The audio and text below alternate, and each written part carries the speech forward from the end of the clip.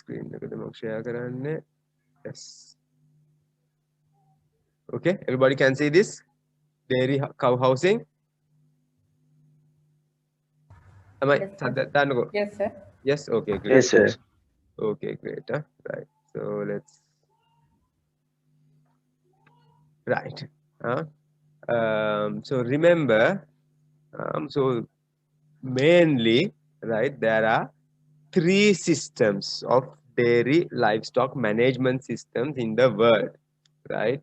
So one is continuous grazing. හරි. So අපිට කියන්න පුළුවන් එතකොට මේකෙම ෆෝම් එකක් තමයි අපේ අපි කියමු dry zone එකේ තියෙන්නේ with all these animals grazing මේ ඔය අපි කිව්වේ මොනවද ඔය grazing in the west in the east and north central province north central ඒවා තියෙන dry zone එකේ model එක මේක එකක් තමයි අද night paddocking හරි ඒවා මේකෙම subsections right so that is one model right of course so it requires less or no management costs are minimal however right productivity is also low right so that is one model hari api extensive system කියලා කියන එක හා සමාන එකක් and then intensive rotational grazing right so grazing but see this is rotational grazing so දැන් අපේ ලංකාවේ rotational grazing එකක් නැහැ හරි අපේ ලංකාවේ rotational grazing එකක් මම හිතන්නේ අඹේවල නිව්සීලන්ත ෆාම් වල තියෙන මම හිතන්නේ දීපික නෑ නේද NLDB වත් තියනවා කියන්න බෑ නේද බෝපත්තලාව මණික් පාලම නෑ rotational grazing එකක් ලංකාවේ නෑ හරි එතකොට අනිත් එක තමයි මේ cut and feeding කියන intensive confinement right so what exactly is rotational grazing right so now let's say you had අපි කියමු මේක 10 acres කියලා හරි so every day you put the animals to all of the 10 acres that is just continuous grazing not organized right but if you divide this 10 acres into 10 plots like this right see මේ වැටක් ගහලා තියෙනවා මේ වටක් තියෙනවා මේ then අද මෙතන කනවා හෙට මෙතන කනවා අනිද්දා මෙතන කනවා or 1 week here 2 weeks here 3 weeks third week there ඔහොම rotation so that is rotational grazing right so ideally so these things these little plots you call them paddocks you know තව තව නම් කියනවා ඇති right so ideally you should have then cutting interval එක තියෙනවානේ depending on the forage there will be a cutting interval which means you either harvest every 30 days or 40 days right so if it's 40 days you have to have 40 paddocks right so day 1 day 2 day 3 day 39 day 40 වලදී ආපහු මේක කරනකොට ආපහු මේක හොඳට හැදිලා තියෙන්නේ right whereas if you introduce them on the day 10 එතකොට මේක අර full dry mat එක ගන්න බෑ තාම හරකුන්ගේ බඩ පිරෙන්නෙත් නැහැ right so depending on the cutting interval you have to have different paddocks number of paddocks to be parallel with the cutting interval of that type of forage right so that is rotational grazing right so sometimes you have permanent fences or sometimes you have temporary fences මේ තියෙන්නේ දැන් මේ rotational grazing කරලා මේක නම් sheep so right side of the fence they have grazed left side of the fence they have not grazed yet right so tomorrow this fence will be lifted or this fence will be moved right moved to somewhere here so tomorrow the sheep will graze here see these are electric fence මේ පේනවද මෙතන clip එකක් ගහලා තියෙන්නේ now what you cannot see is මේකට කොහේ හරි solar power gadget එකක් high කරලා තියෙනවා right so this solar power gadget generates a electric current there is a battery and electric current so this fence is electrified right so this fence has a mild electric current now the sheep know from experience මේක වැදුනොත් current වැදෙනවා කියලා හරි so now when sheep or cattle or get to know this they won't go near the fence right so sometimes farmers don't even turn the electric on right but still animals think මේකේ current තියෙනවා මේකට ගියොත් current වදිනවා ඒක නිසා I won't touch the fence හරි එහෙමත් තියෙනවා right so ළමයි something මට එකපාර මතක් වෙච්ච එකක් මේ something slightly unrelated but related about elephants right so මේක මම කියපු කතාවක් ගැහෙන් දකපු කතාවක් නෙමෙයි right so we went to I think this was Bopattalawa or Manikpalama. Deepika, there was this new farm manager. I don't think he was there at the time you were there. New farm manager who came from. He has been with NLDB in the past. Pritiyagama hari, Botale Polonnaru hari indala. Then he had gone to New Zealand, worked in New Zealand for a few years, and had come back to Sri Lanka. Right. So this was so he was originally working in Polonnaruwa. So he shared an experience with us about elephants. Right. So these are elephants are intelligent animals. So he said they have seen.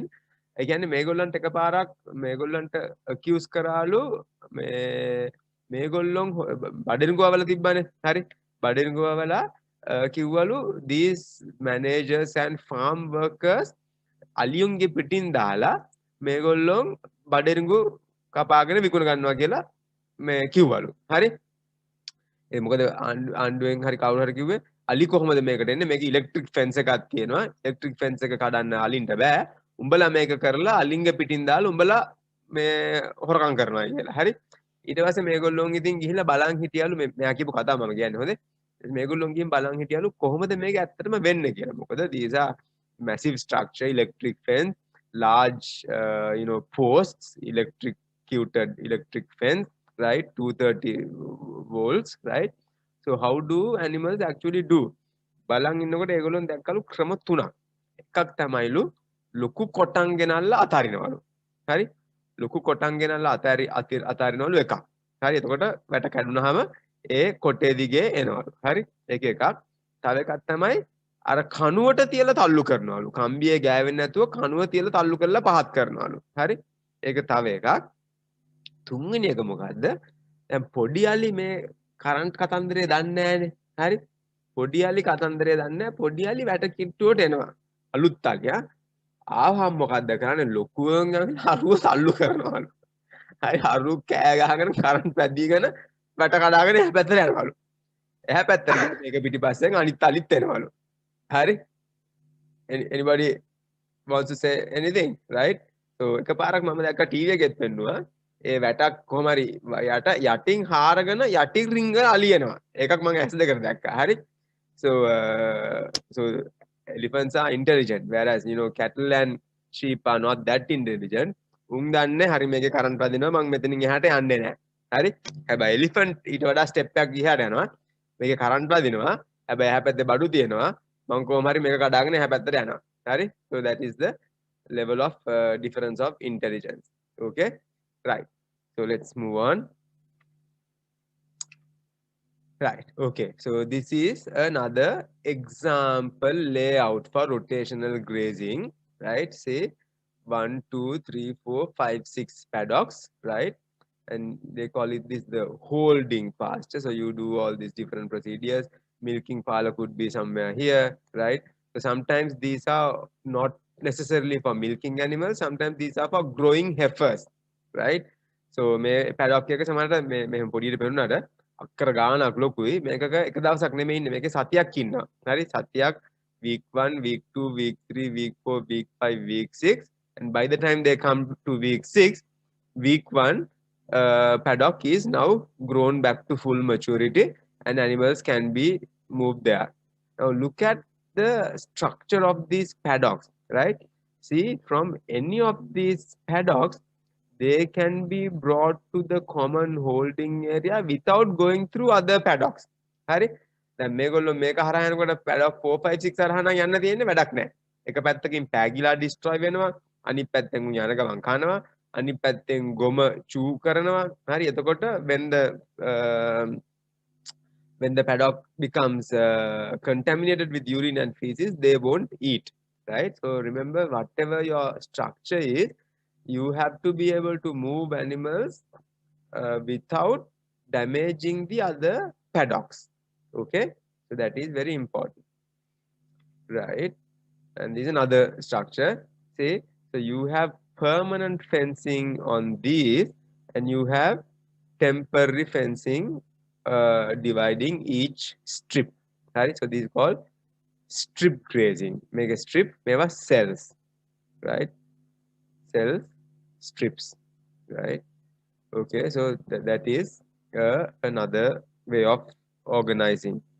Right? So see, these are electric fences. These are electric fences. The boundary fence, pasture fence, right? So these are basically relatively permanent structures, right?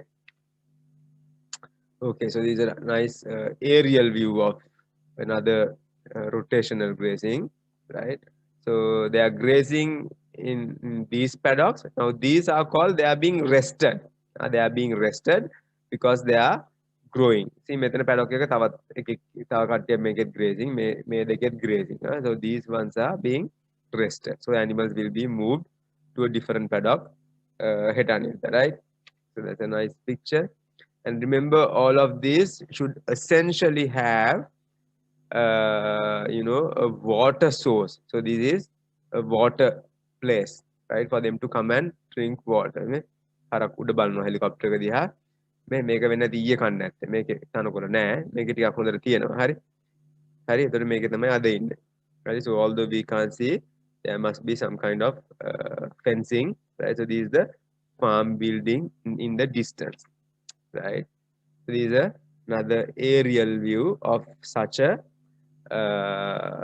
rotational grazing layout, right? So fortunately, I had the fortune to work in such a farm in Australia, right? So this is Rob, hari multi-millionaire නෙමෙයි billionaire. නමුත් අපිටත් වඩා simple මනුස්සයෙක්, right? Very simple farming system, right? I might have showed you this at the beginning, I think. So this was the name of the farm was the Gowrie farm, right? Somewhere in close to Sydney, right? So me farm එකේ boundary එකෙන් එහා පැත්තේ highly dense populated residential areas, commercial areas. So this was at the time worth over $1 billion, right? පොර විකුණන්නේ නැහැ. හරි මිනිහක තියාගෙන ඉන්නවා, right?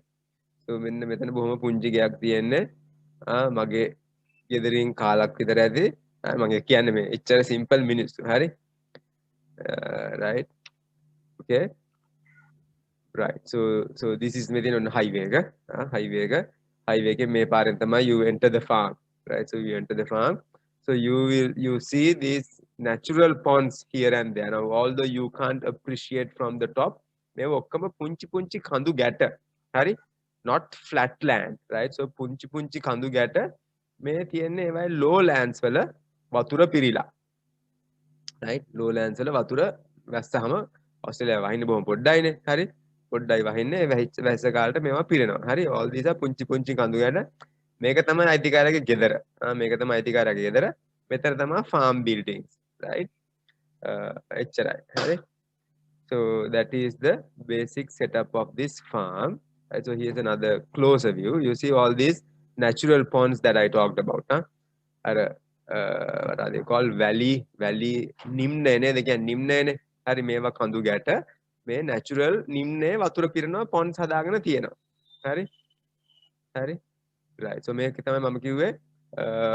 I think it was something like 200 to 300 milking animals. Altogether, herd size was like 400 animals. Just 4 people. අයිතිකාරයාගේ අවුරුදු 60ක විතර නෝනයි. මල්ලි just 1 or 2 paid labor. That is all. Nobody else. උදේ හරක් 150ක් 200ක් උදේට milk කරනවා. මමත් milk කරා. දවස් 10ක් විතර මේ හරක්ව පැය දෙකකින් විතර උදේ එක වරුවකට milk කරන්න පුළුවන්. හරි? Using a very simple milking parlor.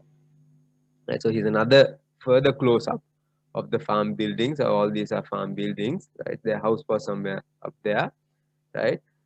So this is the milking parlor. Now, do you see the footsteps of the animals? Ne? මෙතනට එනවා හැම පැත්තෙම මෙහෙන් එනවා මේ ඔක්කොම අඩිපාරවල් පේනවාද? හරි? ඇවිල්ලා මෙතනින් තමයි milking parlor එකට enter වෙන්නේ. හරි? මෙතනින් එන්ට වෙලා මේ පැත්තෙන් ගිහිල්ලා මෙතනින් milking පාලකට එන්ට වෙලා. So this is the milking parlor and they exit from here. මේ පැත්තට exit වෙලා going back to the grazing fields, right? So very simple mechanism to bring the animals in the morning. They have 2 sheep dogs, right? මට නමත් මතක නෑ. කේයකුරෙන් පටන් ගන්න බල්ලෙක් ඉන්නවා. එහෙමද? කෙල්පිද මොකද්ද කියලා. හරි. And there was another one, Shetland sheepdog or whatever, right? So these dogs, right? So and මේ අයිතිකාරය යනවා නිකන් අපේ C90 ක් වගේ පොඩි ස්කූටර් එක. හරි? So පාරවල් වල එහෙම යන්න පුළුවන් තත්ත්වයක තියෙන්නේ මේවා යන්න පුළුවන්. C90 ක් වගේ ස්කූටර් එක මිනිහා හෝන් ගහගෙන ලයිට් ගහගෙන යනකොට anyway by that time 80% of the animals are here, right? So they just want to get rid of their milk because when you have 15-20 liters, it's painful කියලා කියනවා. So they want to get rid of that milk and they know this is the place to get it. And further, so these are relatively, like I said, very basic setup, right? And traditional kind of thing. So this is the place where they give concentrate feed, right? So very simple concentrate feed here. Pellets. මේක තමයි store එක. මේක ඇතුලේ ලොකු මේ pellets තියෙනවා. Silo එකක් තිබ්බේ නෑ මට මතක හරියට. සයිලෝ එකක් නෑ. ගොඩ ගහලා තියෙනවා. හරි. බ්ලෝරියෙන් ඇවිල්ලා බානවා. ගොඩ ගහලා තියෙනවා අඩි 10 15 අකුසට. ඊට පස්සේ they get another byproduct, right? Biscuit meal biscuit factory එකක waste. හරි. මැලිබන් කියමුකෝ. මැලිබන් biscuit factory එකේ biscuit හදනකොට මොනවා හරි waste එනවා ඇතිනේ බිමට. හරි වැටෙනවා ඇතිනේ කුඩු මොනවා හරි කෑලි කැඩෙනවා මොනවා හරි අපේ වනම් එහෙම පැකට් කරලා මිනිසුන්ට එවනවා ඇති. ඒ රටවල් වල those are used as animal feed. So that is what he has. Very simple pellet එකක් තියෙනවා biscuit meal එක එනවා. ඊට පස්සේ තව එකක් තියෙනවා මේ orange juice තියෙනවනේ මේ රටවල් වල ගොඩක්. හරි. ඒතර orange juice කඩනකොට ඒවායේ මේ pulp එක ඒක ලෙලිත් තියෙනවා pulp එකක් තියෙනවා කොහොම හරි orange juice factory එකෙන් ඒකේ by product එකක් එනවා. ඔන්න ඔය තුන විතරයි දාන්නේ. හරි. තව mineral mixture මොනවා හරි දානවා ඇති. මට pellet එකේ ඒක balance ඇති. So that is all, right? So from here මෙතන තියෙනවා feeding pad එකක් දෙපැත්තේ. ඒකට the feed gets pumped, right? So animals come here mainly to get rid of their milk and to eat that concentrate feed, right? 80% of the animals are here by like 3:30 in the morning and ඉතුරු ටික අරයා horn ගහගෙන බල්ලෝ පැටව එලවගෙන එනකොට උනුත් මෙතෙන්ට එනවා ඉතුරු කට්ටියත් මෙතෙන්ට එනවා. හරි? So this is the feeding pad that I was telling you about, right? See, very basic rudimentary 1950 ගණන් වල බඩු. හරි? Nothing major, right? So these are swing type milking parlor, right? So I mean in Sri Lanka you won't see such a basic milking parlor. In Sri Lanka all these new farms they are much more advanced than this. However, I don't know if they can get that level of functionality, right? So these are swing type milking parlor. See මේ පැත්තේ තමයි clusters තියෙන්නේ. attach කරලා තියෙන්නේ. හැබැයි මේවා මේ පැත්තට ගෙනෙන්න පුළුවන් මේ පැත්තට ගෙනෙන්න පුළුවන්. හරි? මේ පැත්තේ කිරි දොවනකොට සත්තුන්ගේ මේ පැත්තට ගිහිල්ලා ගහනවා. මේ පැත්තේ කිරි දොවනකොට මේ පැත්තට ගිහිල්ලා ගහනවා. So they can swing from side to side. So these are midline. Midline එකගෙන ගහලා තියෙන midline එක ගහලා දෙනකොට they can swing from side to side, right? Okay, so these are the feeding parlors. මේ තියෙන්නේ මේකට automatically අරහෙන් pump වෙනවා. හරි? මෙතන අපි release කරනවා. release කරාම මෙතෙන්ට වැටෙනවා මේ නිකන් ඇහැ මට්ටමට තමයි release කරන්නේ. කිලෝ ගාන මෙච්චරද dry matter percentage එක මෙච්චරද ME මෙච්චරද ඒ බයිලා මුකුත් නැහැ, right? Very simple system like I said, okay? So නිකන් ඇහැ ගානට දානවා සත්තු කනවා කිරි ගානට අරන් ඉන්නකොට සත්තු කාලේ ඉවරයි. හරි? මගේ දාන්නේ කිලෝ 2-3ක් තමයි ඒකට වැටෙන්නේ. right? Twice a day. Right. So that is the setup that I wanted to show you, right? Very simple setup. So but I couldn't show you here. So this also has rotational grazing. However, this rotational grazing is not අර දවසෙන් දවස එකක් නෙමෙයි. මිනිහා මාසෙන් මාසෙත් තමයි මාරු කරන්නේ. අපි කියමුකෝ මේ ටික ඔක්කොම එක paddock එකක්. මේ ටික තව paddock එකක්. මේ ටික තව paddock එකක්. So only 3 paddocks he has. right? අපි කියමු සති දෙකෙන් දෙකට හරි මාසෙන් මාසෙට තමයි මේවා මාරු කරන්නේ, right? So මේ මාසෙම මෙතන ඒවා කකා ඉන්නේ, but in addition to that he will go and regularly put hay bales, හරි? hay haylage මන් දන්නේ silage හරි haylage හරි bales fitting ගිහිල්ලා දානවා සැරින් සැරේට, හරි? So in addition to this uh, uh, pasture, natural pasture, they also with these hay bales, right? So these are very low input output එක ලෝම කියලා මම කියන්නේ නැහැ. හැබැයි low input නේ හතර දෙනායි වැඩ කරන්නේ. හැබැයි JCB අනම්මනම් ඒව ටික ඔක්කොම තියෙනවා, right? So low input but high output system, highest intensive නෙමෙයි, but he has worked out a nice little balance. So what I'm telling you is, right? So for dairy to be successful, you don't need all those things. He doesn't use silage, no pasture conservation, no waterers, no automatic waterers, no fancy technology. Hari, character බඩගිනින් තිබහනකොට මේ වැංගිලා වතුර බොනවා ඇති. හරි? Of course, in Sri Lanka you can't do that in such a setup because මේ සත්තු කරකුට්ටම් වෙලා අවුවට වෙලා මැරේ, right? All open නේ. හරි? But even in Sri Lanka there are certain areas we can do that. Okay, so right. So now when we design housing, right, one of the most important things is you have to make sure, right, your housing system allows for the 5 freedoms, right? So now remember, these are 5 freedoms, right? So now we'll later on talk about cow comfort indices. Sometimes when I ask at the exam, what are the cow comfort indices? People write this. No, these are not the cow comfort indices. These are 5 freedoms. Freedom from hunger and thirst, freedom from discomfort, freedom from pain, injury, or disease, freedom to express normal behavior, freedom from fear and distress. So these are the 5 freedoms of animal welfare, not the cow comfort index, right? So your housing design, whatever it is, should ensure that the cows get these 5 freedoms, right? So they should have spaces to eat, rest, and walk, right? Should have separate spaces for these. Now in the Thai stall system, traditional system, eating, resting ඔක්කොම එකම තැන තමයි. walking කියලා එකක් නැහැ. හරි? අවුරුදු 360 දවස් 360ම ගැට ගහලා eat and rest එකට එක common space එකක් තමයි හැමදාම තියෙන්නේ. ඉඳගත්තා, හිටගත්තා, ඉඳගත්තා, හිටගත්තා, ඉඳගත්තා, හිටගත්තා, right? So that was a very bad system still existing in certain areas in Sri Lanka, right? So all these things, I'm not going to spend time on. Clean and dry space, fresh air, blah, blah, blah. You can read those, right? So one of the freedoms was freedom to express normal behavior. හරි?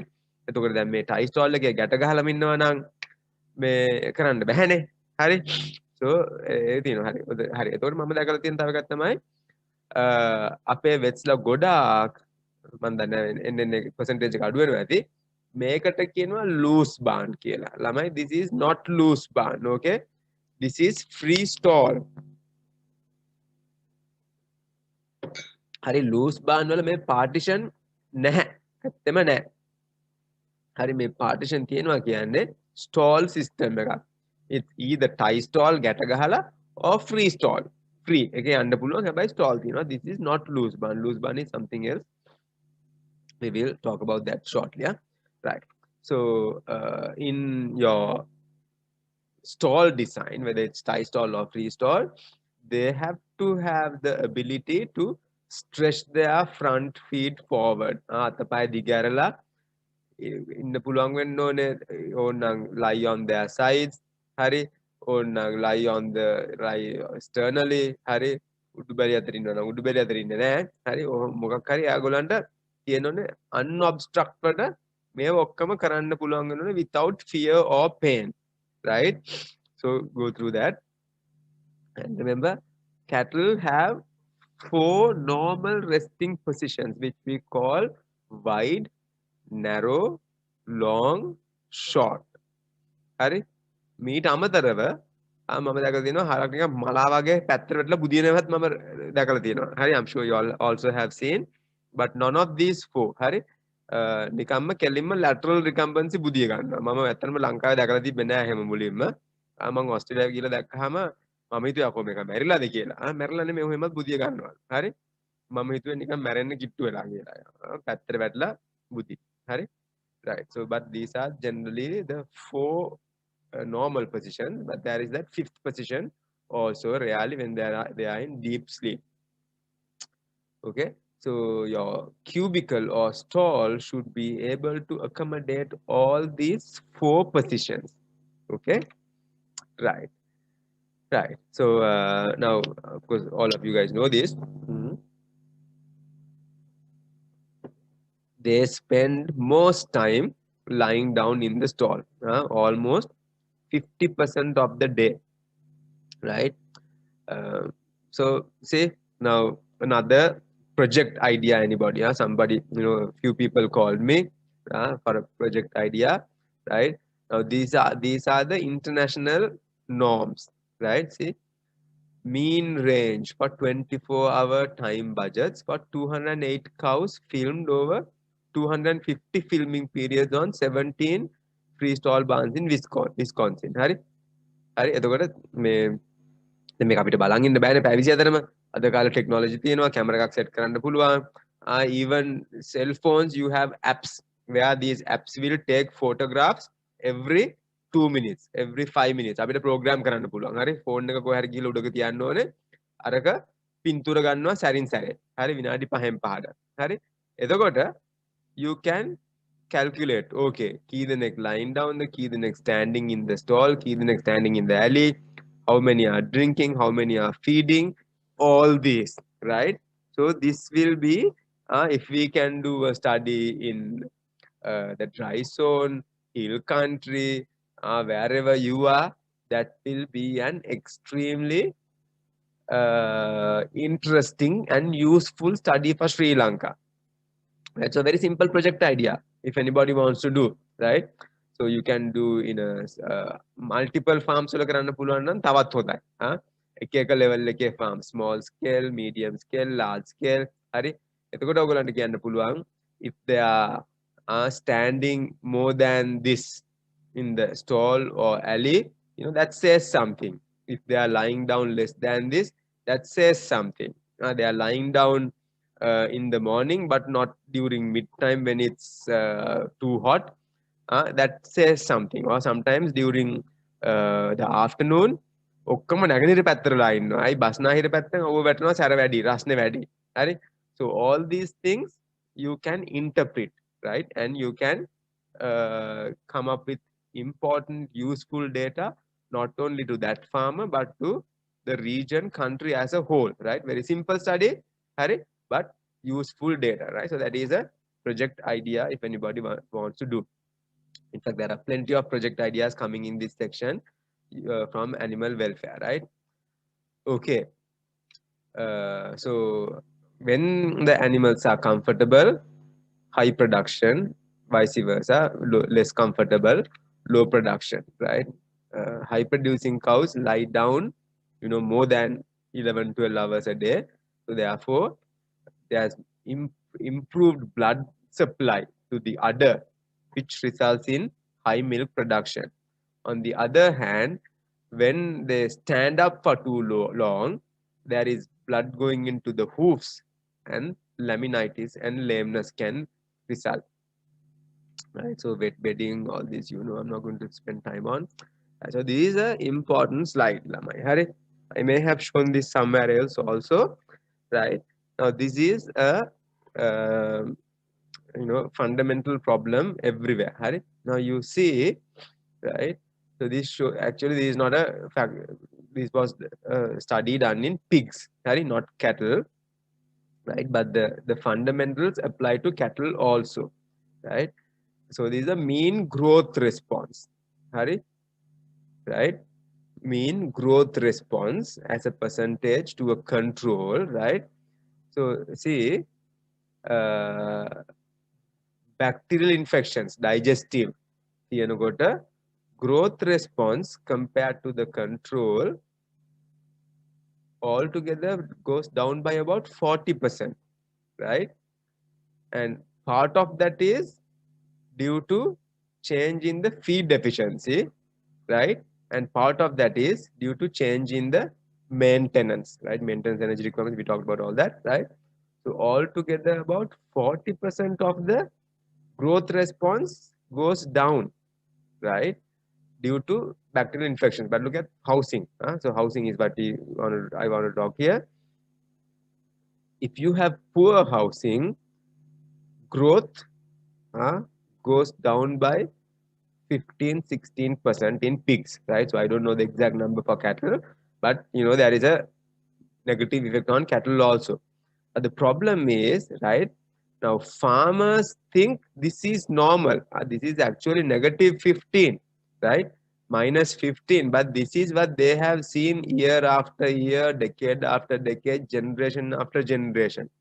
So they think this is zero, this is normal, but actually it is not, right? It is not, it is minus 15. So if you can improve housing conditions, it will come back to zero, go back up to zero, right? So you see, so why are and අපි කියනවානේ මේ අපේ සද්ද පොඩි හරි හරියට හැදිලා නැහැ මොකක් හරි nutrition මදි, but it's a cumulative effect of all of this. Parasitic infections වල බලපෑමක් තියෙනවා, respiratory diseases, uh, uh, aflatoxin in the feed, right? All these have a heat stress, right? Has a cumulative effect on this. Hari, you think no katamai vade. Hari, so this is important. We think na make tamai make a normal, na ek normal neme.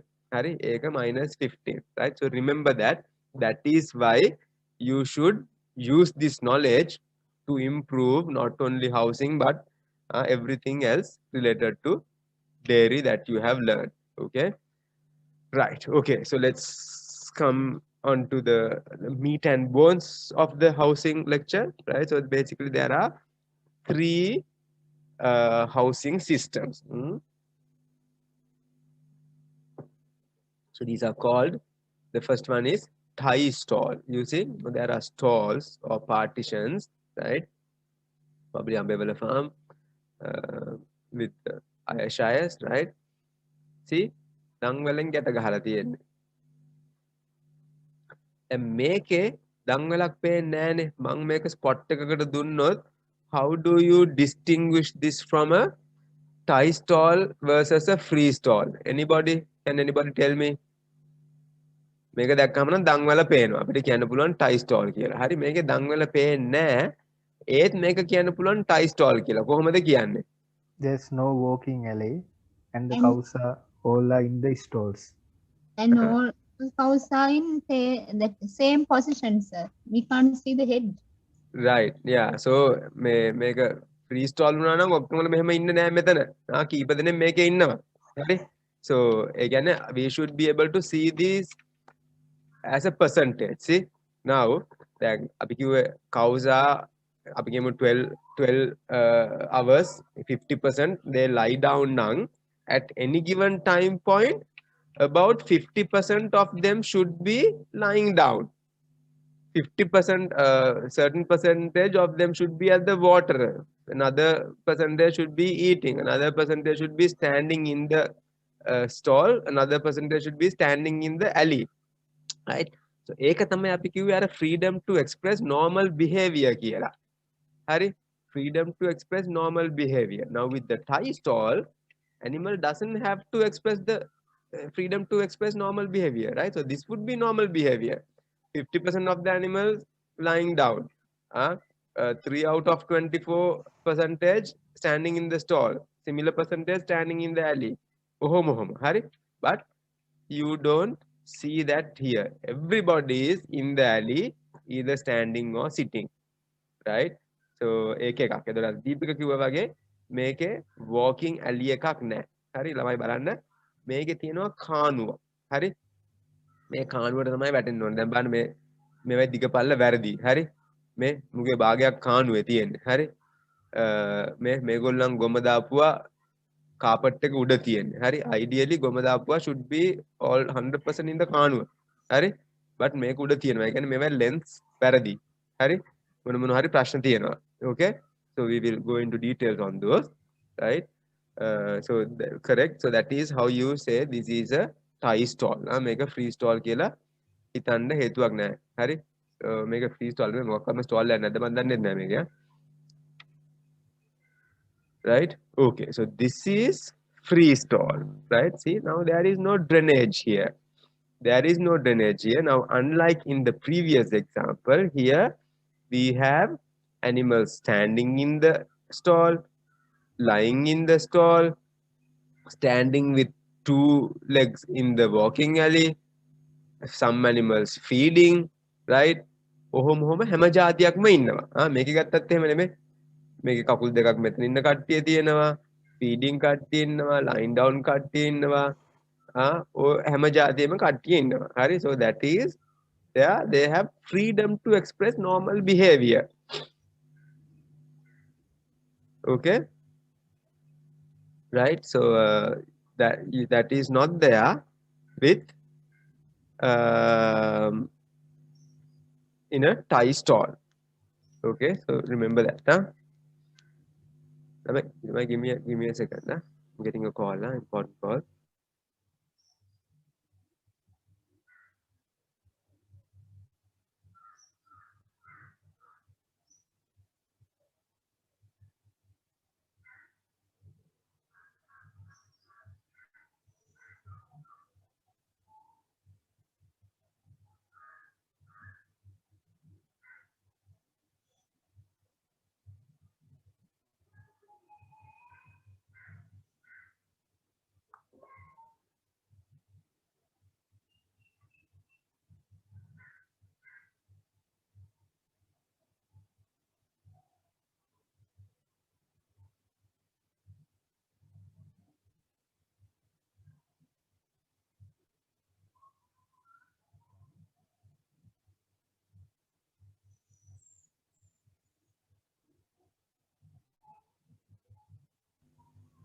Okay, Lamai, sorry about that. We have, we had 5 cases of COVID positive cases at the faculty on Friday, Thursday, right? So 4 from our department. Devika Agebacha, Dhammika got positive. Sorry, Dhammika now in quarantine at Pallekale, right? So Dr. Devinder also became positive and 2 temporary lecturers, right? So faculty we are putting ourselves in great risk. Right. Okay. So I had to answer. Right. So that is free stall. And then, right, so this tie stall and free stall, again you can have 3 different systems depending on the orientation of the animal.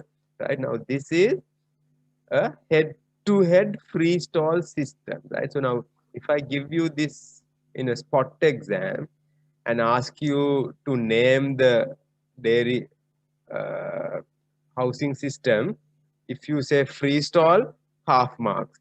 If you say head-to-head, probably 25% of the marks, right? So to get full marks, you have to say head-to-head free stall system.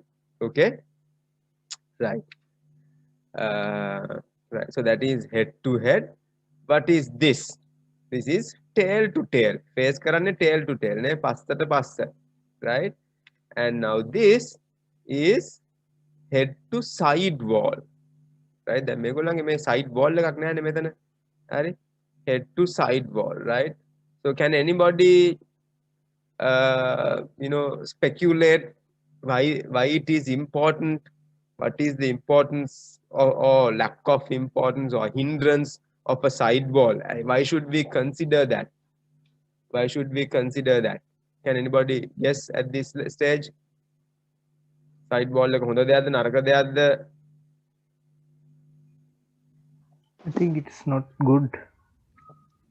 Huh? It's not good, sir. Sir, Why not? disadvantage and advantages there. Okay. Disadvantages, yeah. Go ahead, Tawiba. What are the yeah. disadvantages? Normally, this air circulation is difficult. Heat stress, chances of more heat stress. Right, but for And hill easy country, to, that may not be a problem. For hill country, it may be advantage. It will stop the draft from coming in. but safety measures is important. This wall is advantageous, and for the walking and observation and other reasons, it's good. And you can have feed. Maybe then feed them. Yeah, feed there. ගන්න පුළුවන් නේ. Easily, yeah. එමත් නැහැ ඉතින් මෙතන feed ගෙනියන්න අමාරුයි. හරි? Oh. So usually more disadvantages than advantages actually. This Yes, more relatively disadvantages. Yeah. Sir. old system. Yeah. One is Adeka- visual. It works as a visual barrier for the cow. Yeah. So for the 5 freedom, we say for the normal behavior, we need to give the normal behavior. Right. That means we need to give a Open. condition where when the cows are in free land, grazing land, they do not face visual barriers. So that is the optimum condition. Here we put a wall and make visual barriers and the ventilation. Mainly Right. those two. Exactly. Right. So next question. දීපකට උත්තර දෙන්න තහනම්. හරි. අනිත් අය හිතන්න බලන්න housing වල දිග පළල බලනකොට can this become important? අපි මේ stall එකක අපිට there is a standard length and width, right? So when we calculate those things, can you imagine why this can play an important role? Anybody else other than Deepika? Length get increased than head-to-head or tail-to-tail system. Length gets ඒ කියන්නේ වාගෙන මොකද්ද මේකට වැඩිපුර දිගක් දෙන්න ඕනද අඩුවෙන් දිගක් දෙන්න ඕනද ඔව්. මොකද්ද? දිග වැඩි වෙනවා sir. දිග මොකද වැඩි head වෙනවා. to head යනවා. ඔව්. ඉඩක් යනවා. ඇයි මේ ටික දැන් මේ බිත්තිය මෙතනින් බඳින්න බැරිද අපිට? මෙතනින් බඳින්නොත් මේ බිත්තිය මෙතනින්ම බඳලා ඉවරයිනේ. If let's say there is a separate feeding area. බිත්තිය මෙතනින් බඳින්න නැතුව ආ කියන දිග දැන් මු කොහොමද මෙතන එන්නේ නැහැනේ මු මෙතන එන්නේ නැහැනේ. හරි? මේක free stall system එක නම් බිත්තිය මෙතනින්ම බඳනනම් මොකද ප්‍රශ්නේ? ප්‍රශ්නයක් තියෙනවද නැද්ද? තියෙනවා. මොකද්ද ප්‍රශ්නේ? දීපක කියන්න බෑ. අනිත් අය.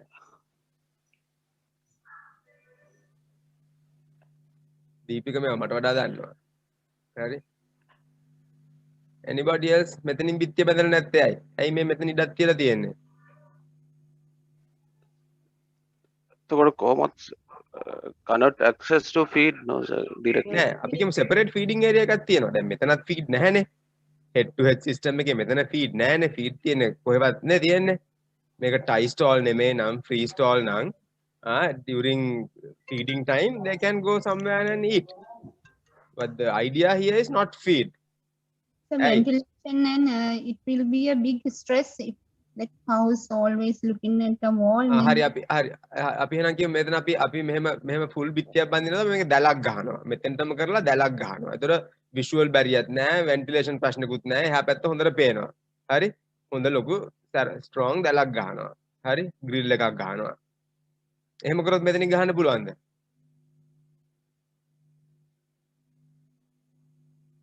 අපිට සර් කොහොමද ඉස්සරහට roof එක ඇරයි යන්න ඕනනේ ළඟින්ම වගේ යන්න බැරි හින්දා so roof has to be extended from this area so the wall has to be extended from the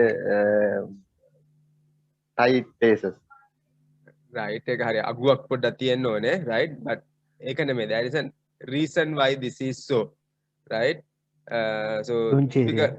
Deepika knows can Deepika When the cow is standing, this is in his lying position. When the cow is going to start, she moves her head around 20 to 30 centimeters to the front. That means that is called lunge area. lunge Lunge area. Yeah. If the wall is there, the head will hit in the wall. Then cow cannot stand because of that.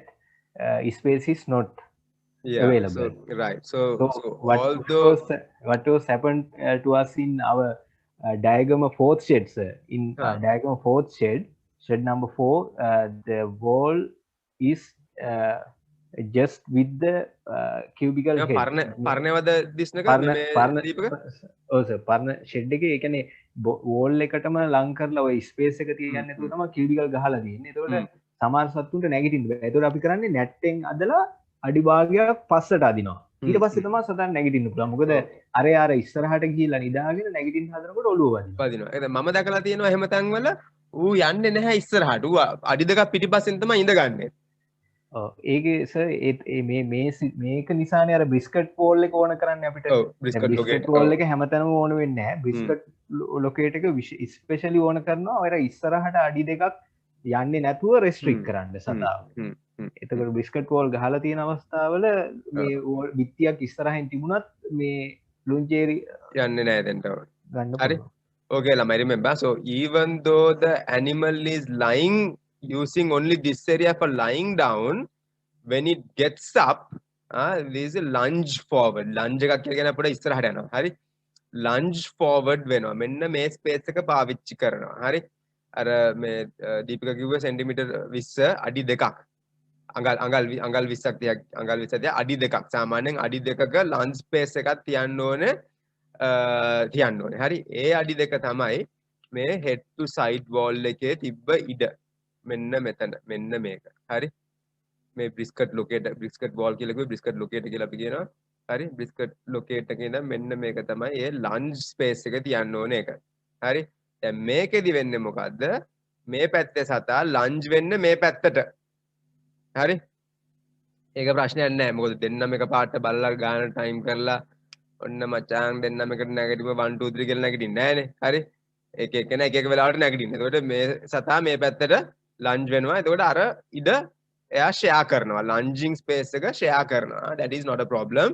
නැත්තම් සත්තු 1000කට අඩි දෙක වැඩිපුර තියෙනවා කියන එක that's a lot of space, right? So that is why this has been designed in such a way that you don't have to keep a separate lunge space. You can divide the lunge space onto the two sides equally. හරි. බලන්නකො දැන් මේක ගානටම නිකන් හොම්බට හොම්බ ගෑවෙන්නේ නෙමෙයි තියෙන්නේ. දෙපැත්තෙම පොඩි ඉඩක් තියෙනවා. අඩිය දෙපැත්තෙම තියෙනවා. ඒතකොට දෙන්න ඒ අඩි දෙක ෂෙයා කරනවා. right? Something like that. We will go into details on that, right? Okay, so we talked about briefly the tie stall system and the free stall system, and now the loose barn. Right, so this is the loose barn. Notice that there are no partitions, right? Unlike in the free stall and tie stall, there are no partitions, there are no cubicles. Animals lie in this free area freely, right? So මේකට කියනවා bedded pack කියලා කියනවා. bedding මේක one of the major differences with the other systems. Of course, those also have bedding, right? But make a rubber mattress na. This is thick bedding, right? Thick bedding tamai make a tiyenne, right?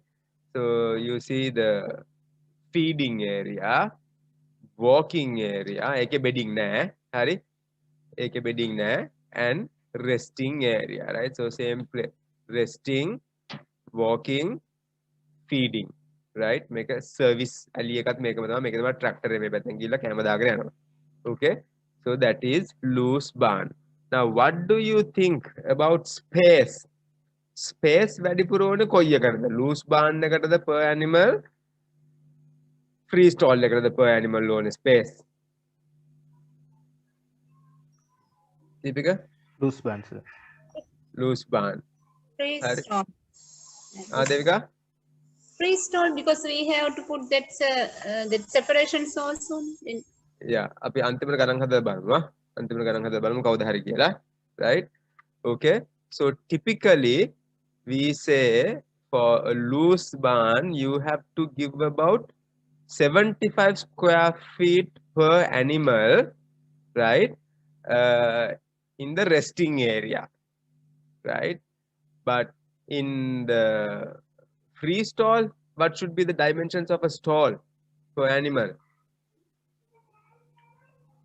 110 centimeter width, 180 centimeter length in resting alley. Okay, අඩි 6යි 4ද Height. හිටුවේ නේ.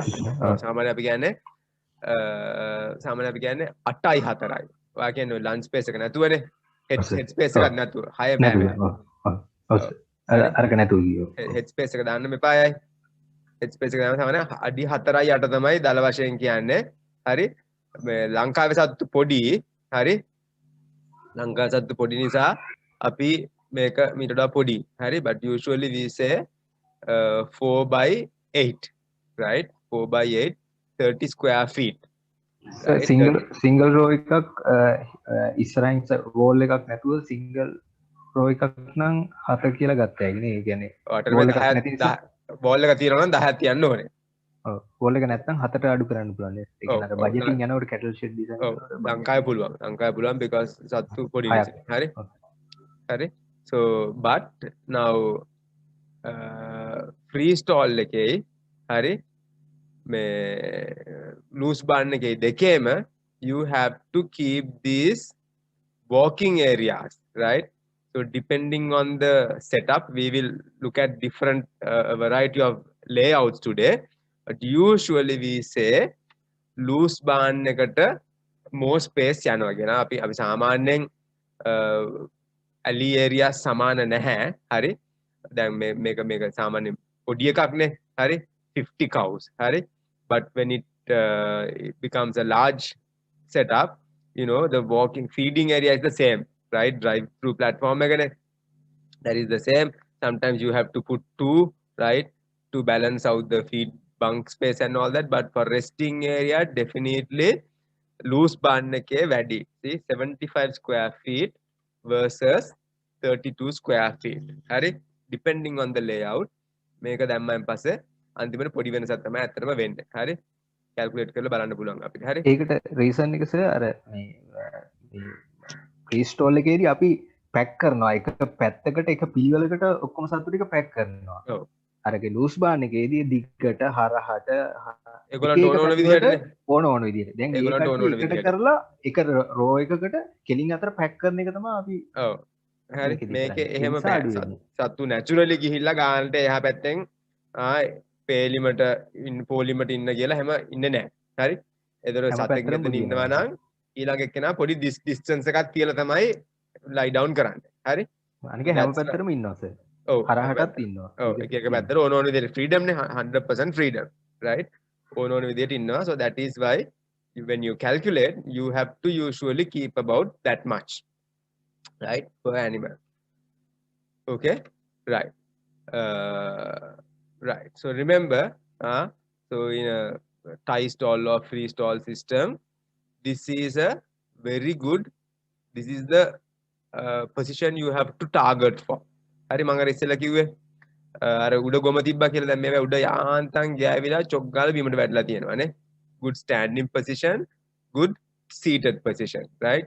So these actually I think this was Hatharali at the farm එකේ මේ so relatively okay. See ගොම් බෙටි ඔක්කොම තියෙන එළියනේ, right? Relatively okay. See urinate කරනවා exactly in the alley. හරි. So that is relatively good designing, right?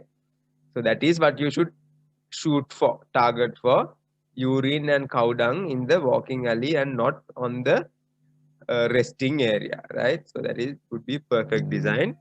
Now this neck rail එකෙනුත් ඒක position එක හදනවා නේ සර් neck rail එකේ. neck rail එකත් ඒක function එකක් තමයි. හරි. එයා නැගිටපු ගමන්ම ඔළුව වදිනවා. එතකොට අඩියක් පස්සට ගත්තාම හරියටම ගම් දානකොට ඔව් හරි. ඒතර මේ තියෙන්නේ අපේ ෆාම් එකේ ඉස්සර අපේ ෆාම් එක මේ modify කරන්න කලින්, right? So this is too wide. See? Too wide and මේකේ neck rail එකක් නැහැ. හරි? tie rail කියලා කියනවා. හරි? එකක් නැහැ. හරි? මේ උඩින් තියෙන එකකුත් තියෙනවා, මෙතනින් තියෙන එකකුත් තියෙනවා. හරි? එකක් තියෙනවා. ඒකක්වත් නැහැ. ඒතර මේ ගොම මේක උඩ. හරි? මේක පළල වැඩි වුණාමත් මේ සතා පළලට ඉන්නවා හරහට. හරහට ඉන්නකොටත් ගොම උඩ. හරි? Right?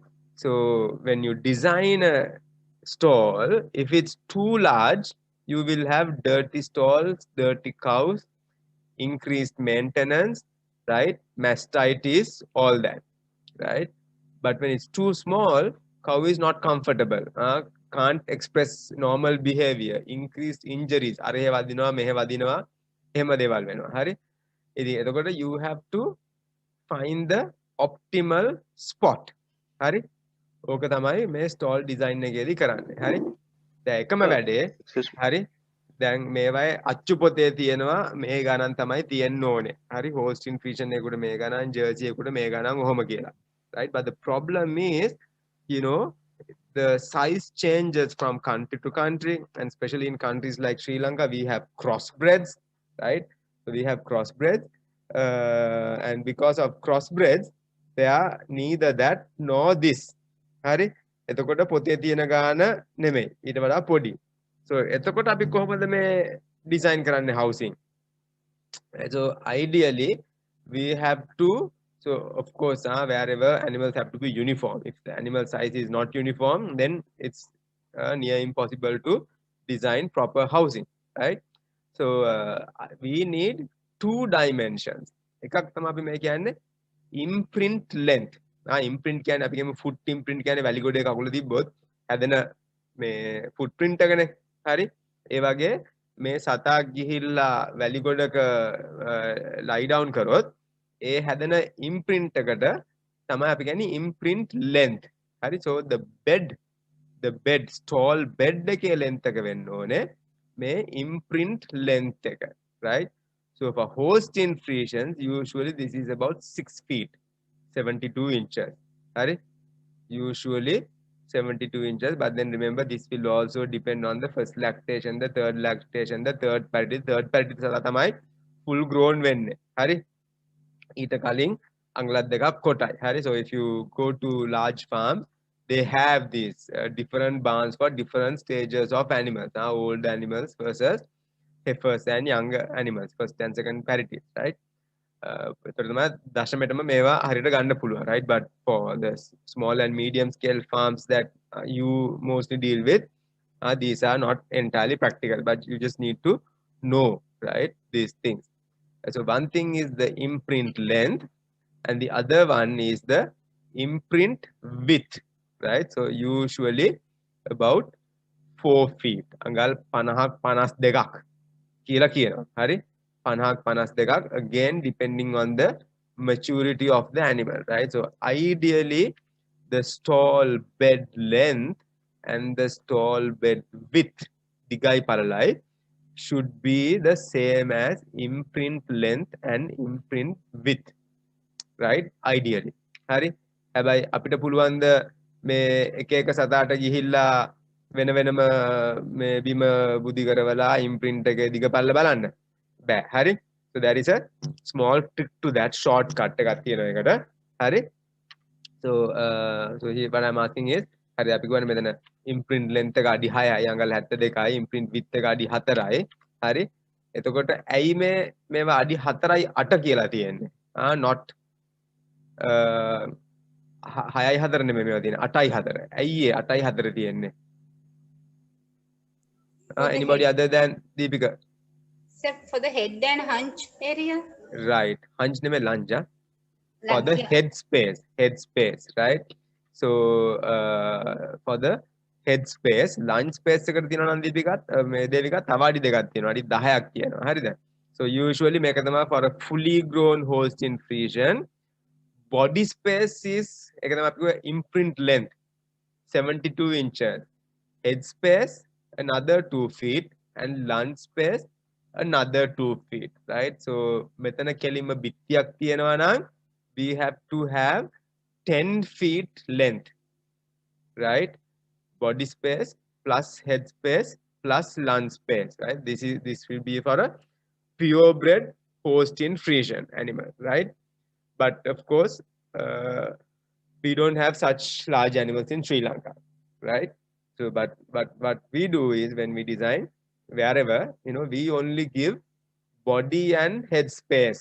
ඒක තමයි අඩි 8ක් හැදෙන්නේ. Lunge space එක ගන්න එහා පැත්තේ. හරි? හරි? So these are some different options, right? See, head to head design එකක, right?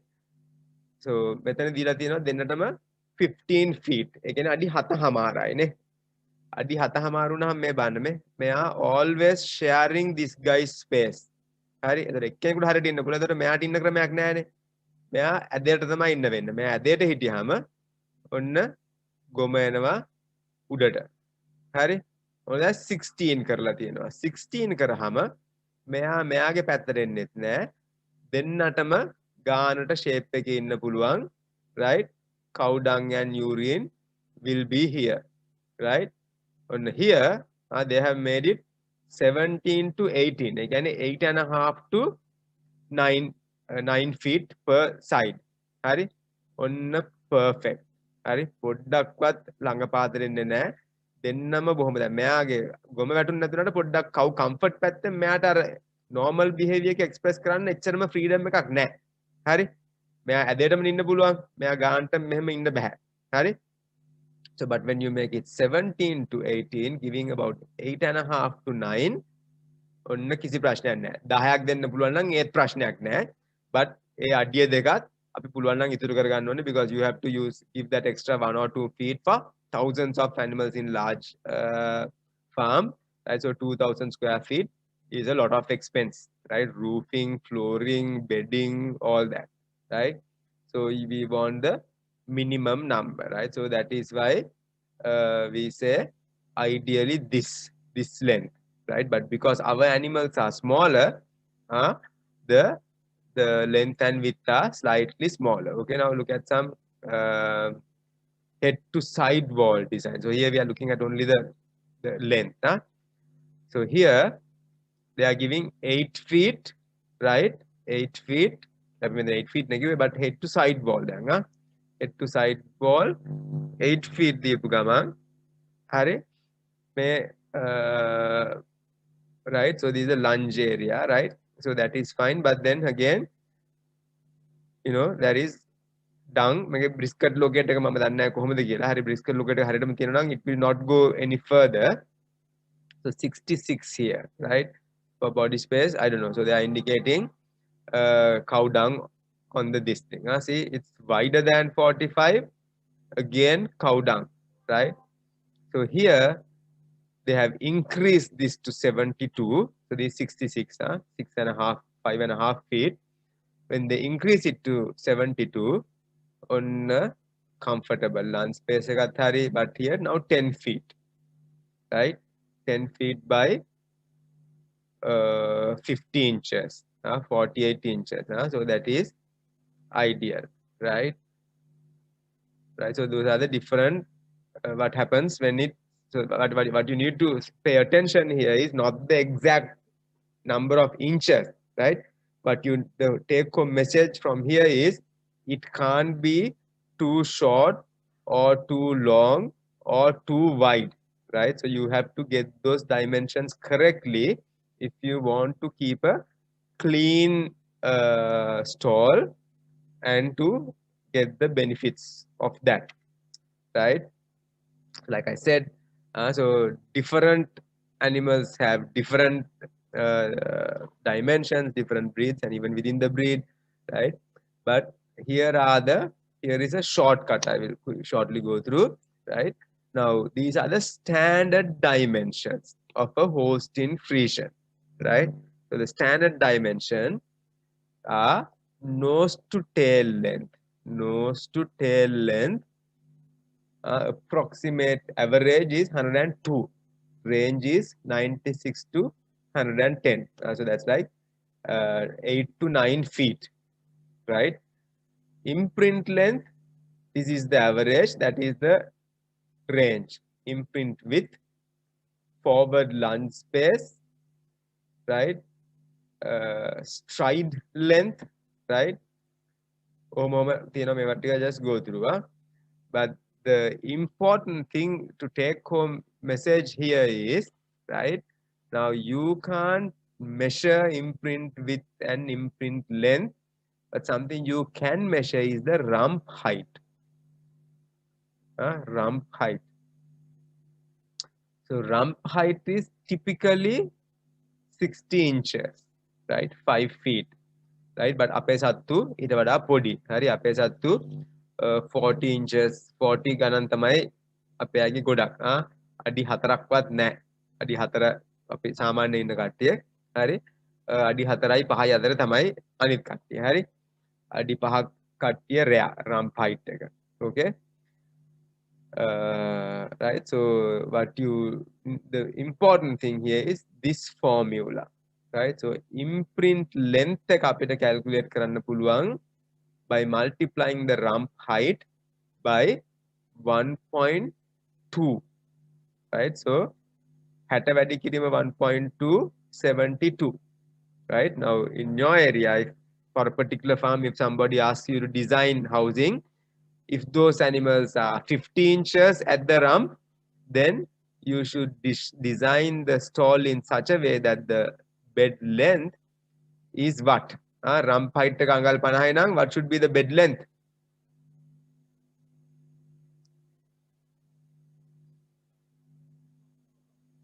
Am I anybody? If the rump height is 50 inches, what should be the bed length?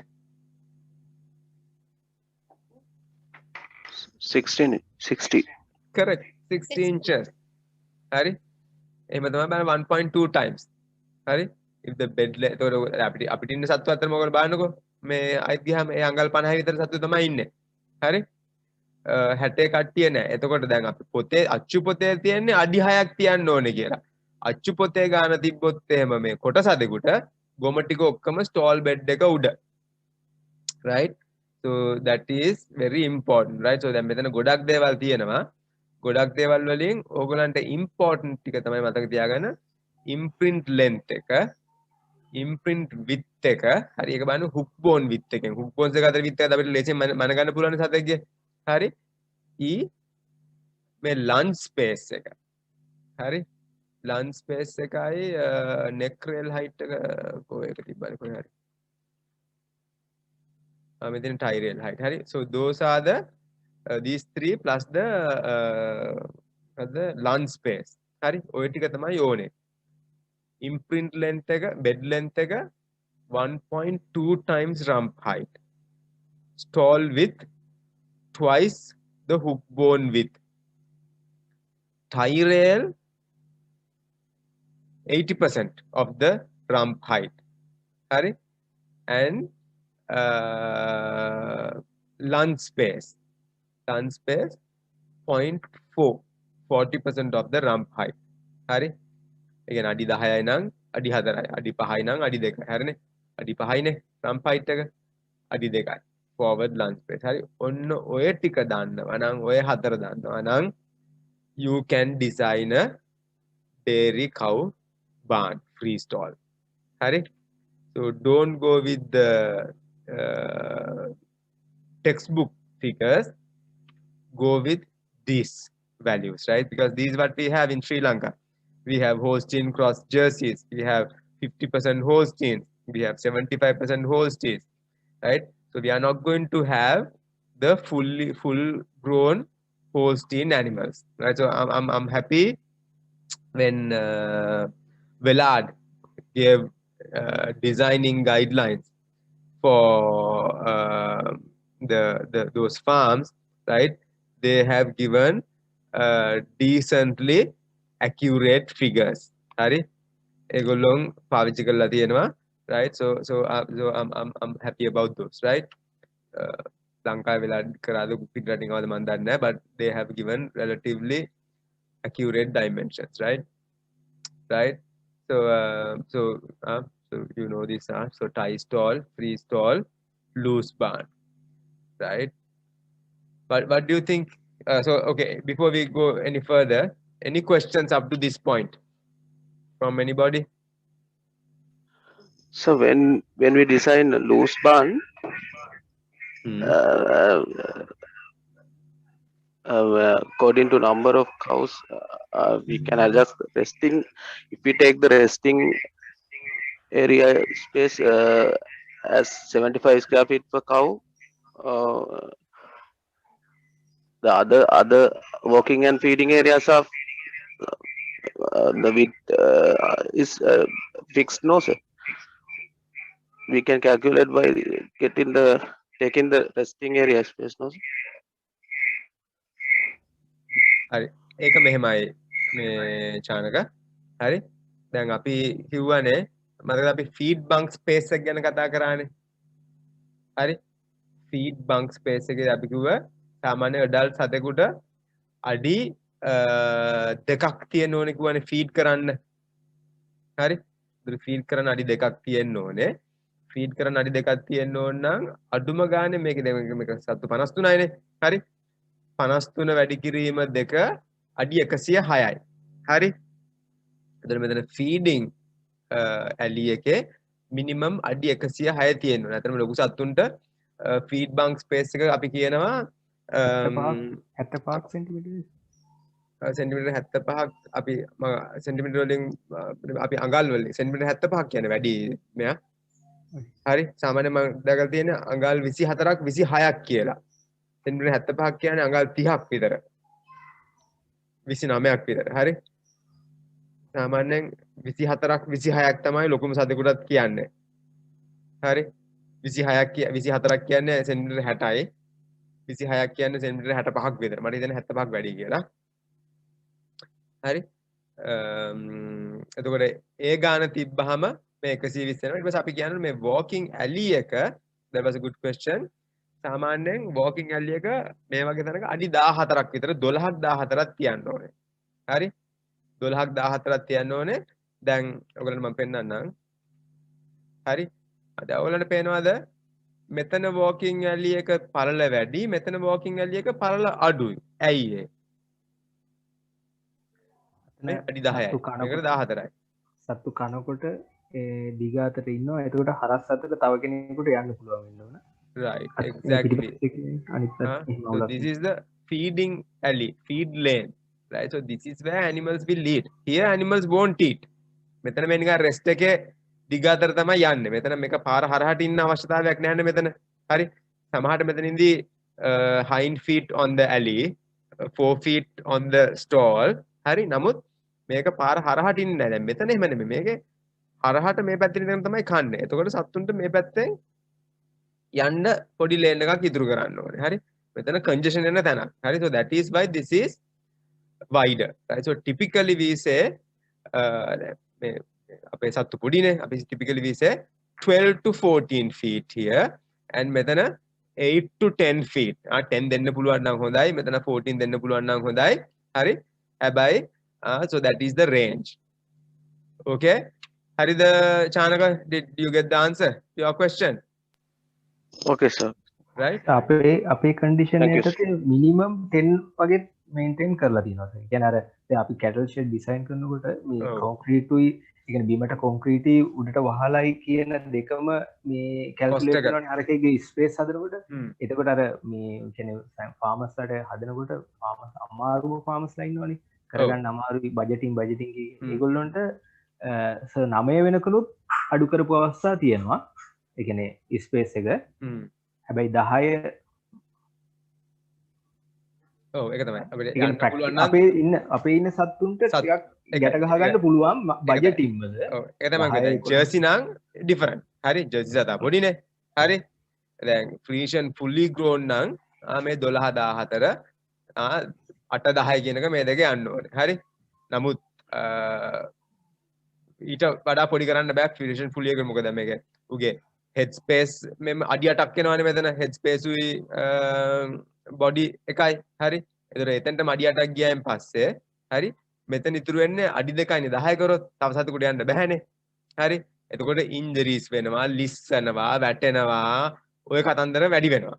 හරි. ඉතින් ඒක නිසා තමයි ideally you have to go for 12 to 14 for Frisians, but like I said, so then මෙතන අපි කියන nose to tail length එක අඟල් 102යි, which is 8.5 feet. See, 8.5 feet. ලොකුම සතෙක් ගත්තොත් 108 inches, which is more than 9 feet. හරි. එතකොට එහෙම වුණාම අරක තියන්න බෑ. හරි. ඒක අනුව තමයි it has to change. Right? So like Deepika said, you can make it shorter, but you have to be aware of the repercussions, and you have to have a good understanding on the exact dimensions of the animals. Okay, right. හරි හරි එතකොට මේක මොකක්ද හිතන්නේ ඔයගොල්ලෝ මේක free stall ද tie stall ද loose band ද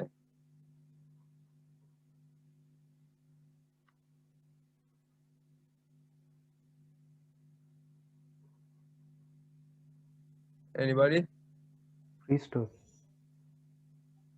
6.6 inch no sir. Math 6.6 inch. Got මොකද්ද මේක එතකොට ඒකට tie store 6 yeah tie stall ඒක එක ඉන්ඩිකේෂන් එකක් වාගේ එක තව එකක් මොකද්ද මේකේ tie stall කියලා Head suggest to කරන්නේ head to head tie stall. head to head නෙමෙයි Okay. tail to tail. මේක tail to tail Tail to tie stall tail. කියන tie stall Feed bunker is just opposite the tie store, just in front of the ඔව් දැන් මේකේ ඉන්ඩිකේෂන්ස් තුනක් තියෙනවා මේක tie stall කියන්න හරි එකක් තමයි දීපක කිව්වා වගේ මේක walking alley එකකට පළල මදි walking alley එකක් නම් මේක මීට වඩා පළල වෙන්න ඕනේ අඩුම ගානේ අඩි 8ක් වෙන්න ඕනේ ඊට තමයි මේ කාණු තියෙනවා ගැට හරි free stall නම් කාණු නැහැ හරි තුන්වෙනි එක තමයි free stall නම් මෙහෙම feeding alleys දෙකක් දෙන්නෙත් නැහැ feeding alleys දෙකක් දෙන එක පාඩුයිනේ stall එක ඉස්සරහින් ගහන්නෙත් නෑ. ඔව් හරි මෙතන ඉස්සරහැම දෙන්නේ නැහනේ හරි ඉතින් ඒ ඉන්ඩිකේෂන්ස් ඔක්කොගෙම මේක අපිට tie stall කියන එක තීරණය කරන්න ඇති වෙන්න සාධක මේකේ තියෙනවා හරි ඕකේ ඒ වැඩක් නෑ මම නිකන් ඔයගොල්ලන්ගේ knowledge එක මේ වෙන්න කිව්වේ හරි right okay right so then apita actually I took this from the FAO website okay hari so they have done a small drawing up like this for small scale farmers hari pol parala me okkama me galvanized බට වෙන්න ඕනේ නැහැ pol parala මම දැකලා තියෙනවා මුලතියු යාපනයේ පැත්තේ මේ නිකන් pol පිටි හරි හරක් ඔක කඩාගෙන යන්නේ නැහැ ඒක නිකන් පොඩි ගයිඩ්ලයින් එකයි විතරයි ඕනේ හරි pol පිටි අනම්මනම් කෝටු කෑලි කැලෑ ගස් වලින් මෙහෙම ගහලා තියෙන මම දැකලා තියෙනවා හරි so you can do that as long as it doesn't damage the animal pol පිත්ත කියන එක smooth නේ හරි you can even use those hari doesn't have to be all these fancy galvanized butter right okay now so we come into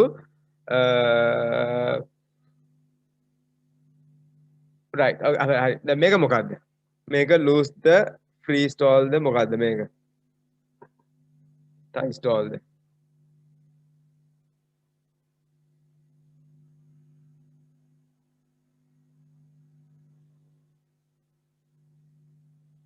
oh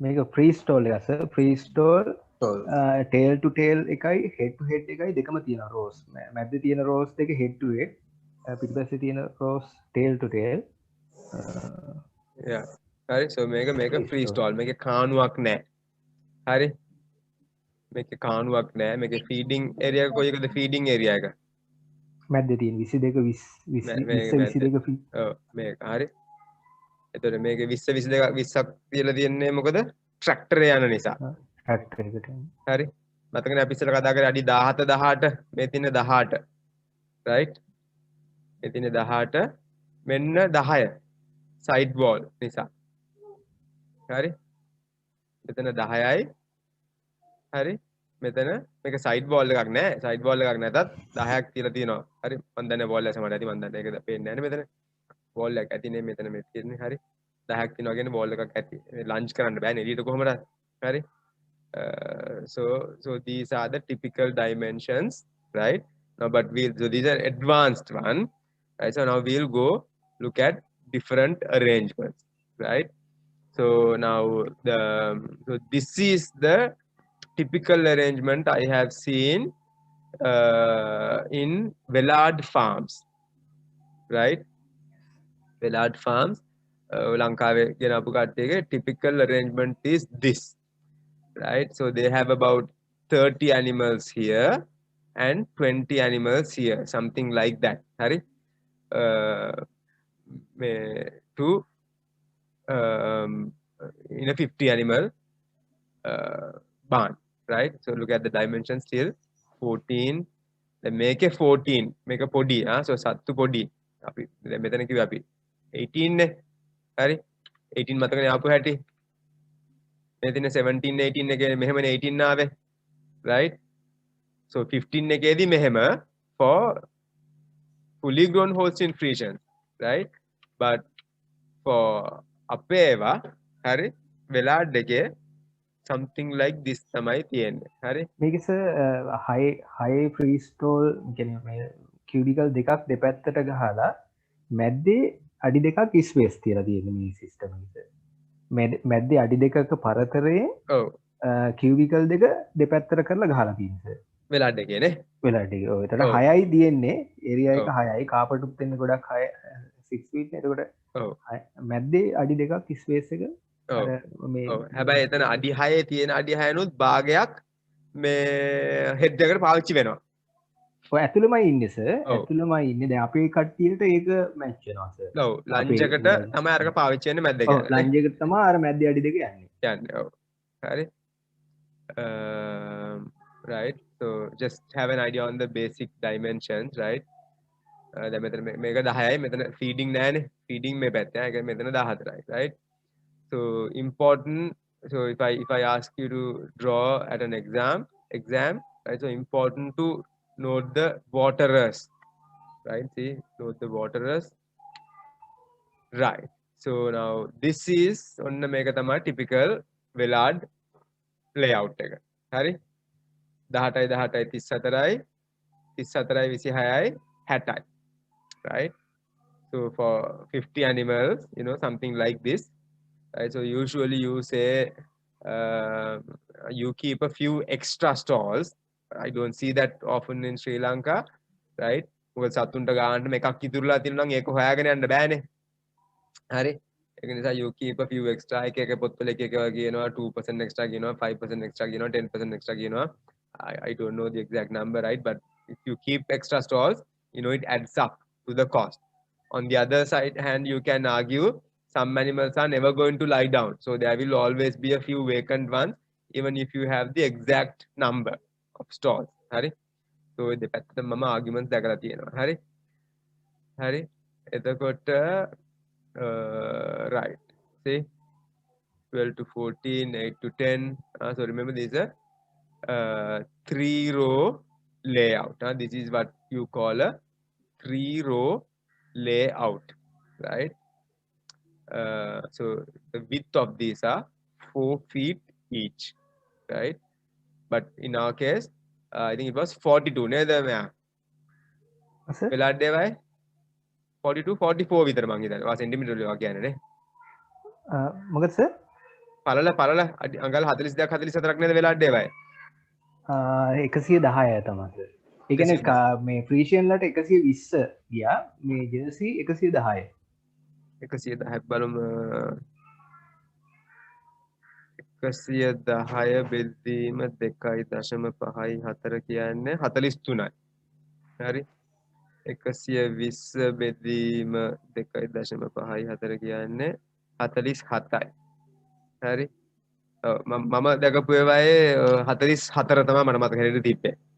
හරි. මේ 40 කියන්නේ අඩි 4 ඒවත් හැදුවානේ. Villard එකේ.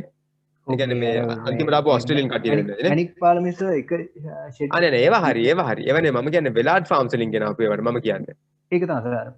මැනික් පාලමේ ජර්සි ක්‍රොස් එකයි ෆ්‍රීෂියන් එකයි දෙකම දැම්මනේ පියෝර් ෆ්‍රීෂියන් උත් ගෙනාවනේ ඒගොල්ලෝ දාන්න වෙනම සෙට් මේ ෂෙඩ් සෙට් එකක් හැදුවා 120 පළලයි උසත් මේ 120යි කියුබිකල් එකේ උස. හරි. ඊට පස්සේ ජර්සි ෆ්‍රීෂියන් අර ක්‍රොස් සෙට් එක දාන්න හදපු එක 110 උස 110 පළල. හරි හරි. මම කියන්නේ මේ එළිය farms ඒවට ගෙනාවේ cross කට්ටියනේ. හරි. So those were අඟල් 44යි තමයි පළල තිබ්බේ, which is 110 centimeters. But these are 4 feet which is 120 centimeters. That is for fully grown purebred Holsteins, right? So that is field එකෙත් ලූස්පාන් ෂෙඩ් දෙක 3-4ක් වගේ හැදුවා. ඒ කියන්නේ සාමාන්‍ය අපි සතුන් 110 110 ගත්තා හොඳට මැච් වුණා. ඒ කියන්නේ ඒක තමයි ෆීල්ඩ් එකේ මම දැකපු ඒවා ඒක තමයි තිබ්බේ. එළිය ඔය සත්තු 50 100 ගෙන ආපු තැන්වල. හරි තිබ්බේ අඟල් 44. කියන්නේ centimetre 110. Right? Okay, so these are three row layout that is fine for 50-60 animals. But if you have 100 animals, then you typically need a 4-row layout. So that would be something like this. Sorry, 25, 25, 25, 25, 25. Right?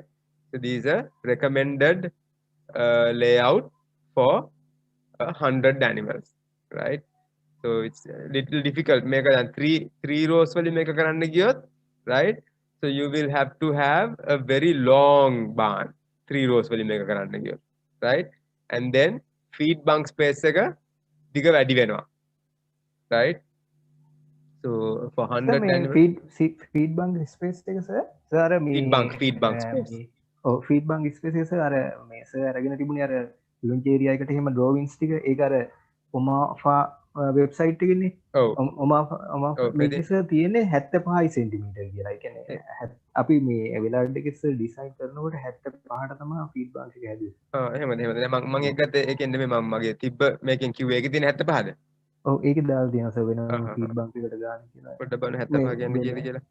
වෙලාවට වලට 75 අරගෙන තමයි 75 බෙදීම 2.54 අඟල් 29ක් යනවානේ. ඔව් right. හරි so maybe හරි කොහමරි මගේ ඔළුවේ තියෙන අඟල් 24යි 26යි කියලා මම හිතනවා අපේ ලංකාවේ සතුන්ට දන්නේ නැහැ මගේ ඔළුවේ තියෙන සාමාන්‍යයෙන් ඒ ගාන කියලා. හරි අපි බලමු. Right. So right, this is the recommended layout for 100 animals. 4 rows. Hari 4 rows කියන්නේ 1 2 3 4. Right. Right. Fine. Right. So another layout for 100 animals, 31 plus 19 50. Panahai CI. Hari another 4 row layout that can work for 100 animals. Okay, so these are larger one, right? Tihai hatai. So for 200 animals. For 200 animals, you will have to go for something like a 6 row layout. But these dimensions stay the same. Make a 12 to 14, make a 8 to 10, make a 16. Right? So remember, this also has to be wide because that's also high traffic. Sattu metani maruna vathuru bona water rasti enwa, right? And then of course the drive-through feed alley, 2022. Right? The dimensions are the same for stalls, right? And so another 6 row layout that will work for 120 animals, 40, 40, 40. Right. But then, so what is the difference here? Here, one feeding alley. Yeah, one feeding alley, and here two feeding alleys on either side. Right. So that is the difference not here. Economical. This is not. Oh, management එක ඔක්කොම මෙතන ටික අමාරුයි දෙන්න. දෙපැත්තකින් ගන්න දෙන්න ඕනේ. හරි. Labor වැඩි. හරි. But here cleaning, pushing ඒව ඔක්කොම එක තැන ලේසි. Right. ෆීඩ් බංක එකකට සර් යන්න පුළුවන් උපරිම රෝ ගන්න 3යි. මොකද්ද? මේ දැන් මෙන්න මේක සර් ෆීඩ් බංක එකට දැන් මේක තව රෝ එකක් ගහලා කියන්නේ තව හෙඩ් टू හෙඩ් එකක් දාන්න නැහැ සර්. ඔයා කියන්නේ මේක පැත්තකට. ඔව් ඒකට රෝස් 3යි උපරිම 1 2 3යි. එහෙම එක මං කියවලා නැහැ. ඔව් හතරක් කියොත් ෆීඩ් බංක එකේ ස්පේස් එක මදි වෙනවා. ඔව් හතරක කට්ටිය આવුත් එතෙන්ට ස්පේස් මදි වෙනවා. හරි මම එහෙම කියවලා නැහැ. හරි. Okay. Right. So these are the different layouts and these are massive 8 row layout. So this is 400 animals. 50 CI, 200 300 400, right? So for 400 animals, right? So wide body, right? Wide. Okay, so these are the different layouts. I have seen I have been to a 1,000 cow barn. කරත් ඒ කියන්නේ ඒ farm එකේම 6,000 animals 1,000 cow barns 6ක් තියෙනවා. හරි. I have been to a 6 එහෙම barn එකකට ගිහින් දෙනවා massive වා. මට ඇත්තට මතක නෑ ඒක කාලේ මම දන්නේ නැහැ මේ 6 row 8 row ගැන මම දන්නේ නැහැ මට මතක නෑ. කොහොම හරි මෙහෙම ගොඩක් දේවල් ගොඩක් තිබ්බා කියලා මතකයි. හැබැයි දිගයි. ගොඩාක් දිගයි. 6 row ලංකාවේ එකම තියෙන්නේ අඹේවල APL එක. APL ඒක එකනේ. 6 row එකක්. ඒක විතරයි. ඒ කියන්නේ head to head එකයි tail එකයි 6 row. ඒ කියන්නේ මැද feed bunk feed 6 row අර විදිහට හදලා තියෙනවා. ඉඩලි එකයි. ඔව්. එකයිනේ. මමත් එකපාරක් මැද feed මැද තියෙන්නේ. ඔව් ඒකයි දෙපැත්තට අර මේ layout එක මේ වගේ. layout එක තමයි තියෙන්නේ. මේ layout එක. මම එකපාරක් ගියා මට එච්චර විස්තර මතක නැහැ අපි බහින්න දුන්නේ නැහැ බස් එකෙන්. මේ යන්න තහනන්නේ යන්න දෙන්නේ නැහනේ. ඒක නිසා ගියා බැස්සේ නැහැ. ඈතෙන් තමයි දැක්කේ. Hari. Now, okay. So those what we talked about were the dimensions of the barn. Hari. So now we go into dimensions of individual stalls. Hari. So ogolo notice karada.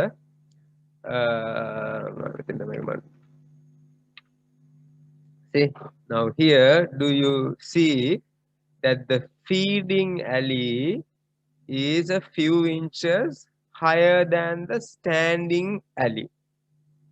See, so we usually say 4 to 6 inches. This is higher than the standing alley. You see the same here. Feeding alley method higher than this. Right. So regardless of the design, it's important, right? Because harakata typically iroda oluwa pahat karanna ba. Right. So centimeter na 15 20යි angal නම් 4යි 6යි. Right. So comfortable reach එක 2 feet 60 centimeters. හරි ඊට වඩා ඈතට reach කරන්න බෑ. හරි. So these are some dimensions, right? So walking alley එකට වඩා feeding alley එකේ අර height එක 20 cm තියෙන එකට තව explanation එකක් තියෙනවා සර්. මේ හරකෙක්ගේ maximum saliva secretion එක achieve වෙන්නේ සෙන්ටිමීටර් 20ක් උසින් තියෙන තනකොළ කනකොට. වැඩිම saliva secretion එක. ඔයා මොකක් කියලා තමයි මට කලින් කිව්වෙත් මම ඒක මම දන්නේ නැහැ. ඔයා මට කලින් එකපාරක් කිව්වා. Yes, හරි I didn't know මට දීපක එකපාරක් මට අද තමතුණා. Right. එහෙම එකක් තියෙනවා නේ මම ඒක දැනන් හිටියේ නැහැ. ඒතර වැඩිම බෆරින් action එක කියන්නේ වැඩිම sodium bicarbonate මේ රූපන් එකට ගිහලා maximum buffering maximum feed conversion ratio එක කියනවා. මේ height එකේදී කන. ඒක තමයි natural grazing land එකක හරකෙක් කන. ඔව්. ඊට වඩා යට ටික කන්නේ බැටළුවනේ නේ. ස්වභාව ධර්මයේ හැදිලා තියෙන height එක කියලා. ඔව්. හැබැයි ඊට වඩා නම් යාර කනවා ගලහ කරනවා වඩා කනවා. ඔව්. හරි. Okay, right. So මේ දෙන්නේ with 24 per animal තමයි මේ වයනන් තියෙන්නේ. හරි. Right.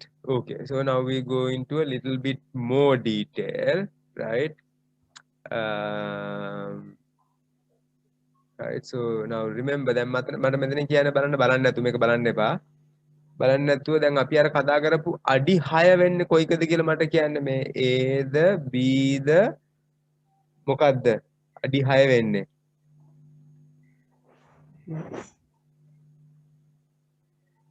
9 to නෑ දීපක අනිත් අය කියන්නේ හරි අඩි කොයි එකද අර අපි කියපු අඩි ඇඟල් 70 imprint width එක imprint length එක sorry imprint length එක වෙන්න ඕනේ කොයි එකද මේකේ Aද Bද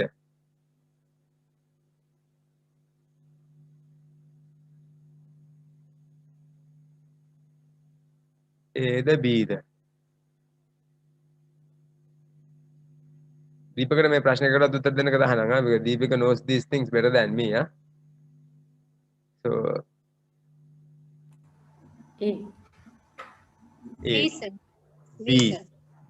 B hari imprint with length එක වෙන්න ඕනේ B right so this has a different set of functions right so I have asked you here to refer the neck rail functions දීපිකත් මේ සමහර ඒවා කිව්වා මේකෙන් මේකට අල්ලන් ඉන්නවා දැන් හරක චූ කරනකොට ඔයගොල්ලෝ දැකලා තියෙනවනේ උඩ නිකන් ආච් කරනවා හරි ඒ ගොඩාක් ආච් කරොත් යූරින් ආපහු උඩට එනවා හරි ඒකත් ඉස්සර තිබ්බා ඉස්සර දාලා තිබ්බලු උඩ මම දැකලා තියෙනවා පරණ ෆාම්ස් වල ඇමරිකාවේ කටු එකක් එල්ලන එකක් තියෙනවා හරි එතකොට ඒකේ කරන්ටුත් දානවලු හරි එතකොට ඌට උස්සන්න බෑ ආච් කරන්නේ නැහැ හරි මොකද ආච් කරොත් ගොඩක් urine goes on top of the thing හරි so remember this is the imprint width so this is called the Brisket locator දැන් අපේ ගොඩක් කියවයි මම Brisket locator නැහැ හරි Brisket locator එකක් තියෙනවා නම් then this is very good so usually Brisket locator is not a mobile thing හරි but you can make it mobile හරි ඔය තියෙන්නේ ඔය irrigation කරන ලොකු බට තියෙනවා හරි එස්ලොන් බට නෙමෙයි හරි මම දන්නේ ඔයගොල්ලෝ පැත්තේ කොහොමද කියලා දැන් මේ පැත්තේ මේ දවස්වල නුවර නම් මොකද්ද මම දන්නේ ප්‍රොජෙක්ටිං ඇවිල්ලා හෝ ගාලා අර නිල් පාට බට වගේක් වරලගෙන යනවා හරි මේ වතුර water lines right අන්න ඒ වගේ බටයක් නියමයි මේකට හරි and you can move it එතකොට සත්තු පොඩි නම් හරි සත්තු පොඩි නම් දැන් අපිට your you know medium scale farmers can't afford to make housing for heifers and first lactating and third lactating එකේව බෑනේ හරි ඔක්කොටම තියෙන එකයි but what you can do is you can move this Brisket locator forward and backward මට කියන්න බලන්න එතකොට heifers ලාගේ Brisket locator එක තියෙන්න ඕනේ වම් පැත්තටද දකුණු පැත්තටද move කරන්න වෙන්නේ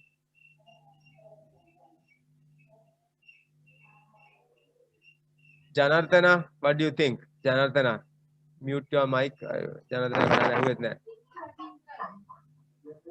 Janardana what do you think Brisket locator should it be moved to the left or right in a heifer compared to the adult animal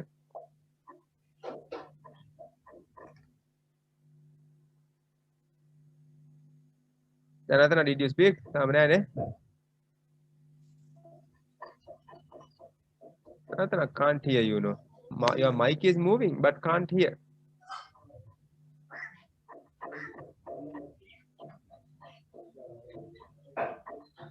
Janardana's mic problem Gayani Tilakaratna can you unmute your mic please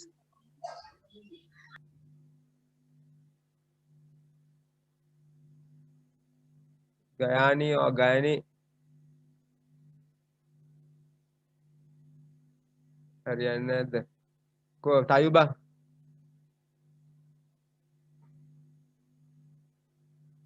Tayuba කට්ටක දාලා ගිහිල්ලාද ඔය ළමයි කවුරුත් කතා කරන්නේ නැහැ නේ මෞනිකා where are you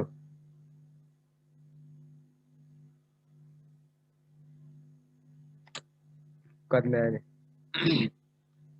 okay so in heifers Devika where do you think you will have to move the Brisket locator left, to the left or right left nose to the left Harry because heifers are smaller you have to move the Brisket locator to the left so that way you can still maintain that ideal laying down position where you know the butt is right here so all the dung and urine will fall into the walking alley right so this is that imprint length we talked about but note here imprint length කියන්නේ B නේ B see first lactation 70යි 72යි ඔහොම තමයි ලොකු වෙන සත්තුන්ගේ right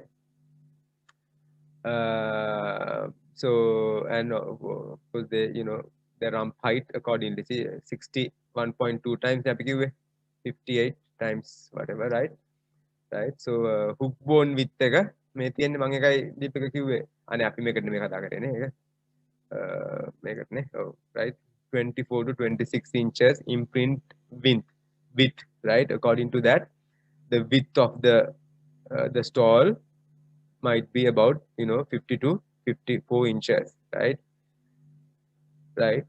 okay so these dimensions you need to be familiar with so neck rail hari tamai pi thigh rail C අපි මේක තමයි කිව්වේ 0.8 of the rump height කිව්වේ මේක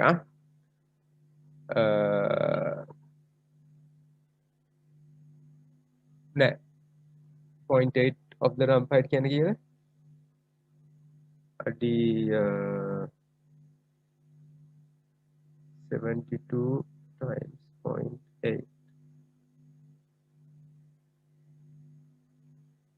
Oh, no, 70, 60. 60 times 0.5. Yeah, right. So I have so make a neck rail, tie rail, can the same thing, right? So there is a that is the length.